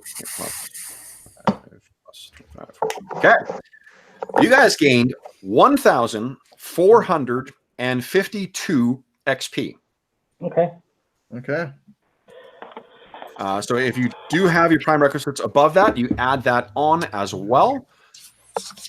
Oh yeah, you know what? Which we probably all do if we took those standard arrays that you. Yeah, it depends on some of the hybrid classes. They have like a bard and a shaman. I think have 2 prime requisites. Yep. Yes, I have charisma as a prime requisite, and I don't want to waste a 16 on this. Yeah. Well, here's the benefit for charisma in at the end of each sort of like mission or task or whatever else that you do for a faction. In addition to like the morale of your troops and whatever else, or your hirelings or henchmen, you also get to find out how much reputation you gain. You get to add the bonus from your charisma to the amount you gain. So you're able to curry favor with factions, and like the factions have specific rewards as you get further up in the rewards. I'll send it to you, Bodo, because it's got. I didn't send it before, but I've got 2 factions that are currently playing in the game, and that's the upside to having, or one of the upsides is you can gain reputation with a faction a lot faster. Okay, so maybe I searched it, but I have to think about it. Yeah. Oh, for sure. Yeah. Okay, so then that is that, guys. I think we'll leave the session there with you guys outside of that mysterious magic door, waiting for that bomb to go off. I mean, waiting for you to discover the witches. Take an axe to it. I misspoke again. My goodness. Oh, yeah, those guys were fleeing. Those guys are not actually alive anymore. Yeah. All right. So, and Hobbs, if you were mapping here too, this is where you guys went in to get the that like vault or whatever. That was right in here. I can't see it unless I'm there. Thank you. Hi, sweetie. Hi, sweetie. Okay. My dog is telling me it's time for a walk, so let me get out of the Roll20 game and make with the outro. Alrighty. All right. Boom. Stop sharing. All right. Whew. 4-hour session on the morning. Love it. So for those listening at home, thanks so much for joining us for this adventure for playing Astonishing Swordsmen and Sorcerers of Hyperborea. This was the introduction for a couple of our players. So I hope you guys enjoyed your introduction to Jeff Talanian's opus. As always, if you have any comments, questions, or concerns regarding the session, please don't hesitate to leave a comment in the comment section below, or you can, and I will endeavor to respond in a timely fashion. Alternatively, you can reach me on Twitter at Dungeon Musings, or you can send me an email at dungeonmusings@gmail.com. You may also notice that we have a link to something called Heroes Save Villages in the description of the video. This is the charity fundraising campaign that we run on the channel. And currently, from the time of recording up until July 1st, we are running our charity raffle. And the raffle is for every $25 you donate to the campaign, all of it goes directly to help SOS Children's Villages International and the kids who benefit from their services. Every $25 enters you once into the raffle, and the grand prize of the raffle is a brand new Platinum Edition Waterdeep Dragon Heist box set from Beetle and Grimm. It's a $500 US product, and you can't get it any longer. It was a limited run of 1,000, so that is one of the only ways you can get it now, and you can get it for the low donation of $25. In addition, we've got a bunch of other really cool prizes, including core rulebooks for RuneQuest Glorantha role-playing game, the new one from Chaosium, the Legend of the Five Rings Fantasy Flight game, the core rulebooks for Delta Green, both of them, the core rulebook for the Warhammer Fantasy Roleplay 4th edition. You also can get a copy of the Starfinder starter set is one of the prizes, and we heard from Matt Lillard last week that they're willing to donate a copy of the new Sinister Secrets of Saltmarsh, the kind of deluxe edition of their adventure for that. So if any of that sounds cool and you want to have a chance to win that, you can donate at the link below. All donations go directly to the charity to help the kids that they are benefiting.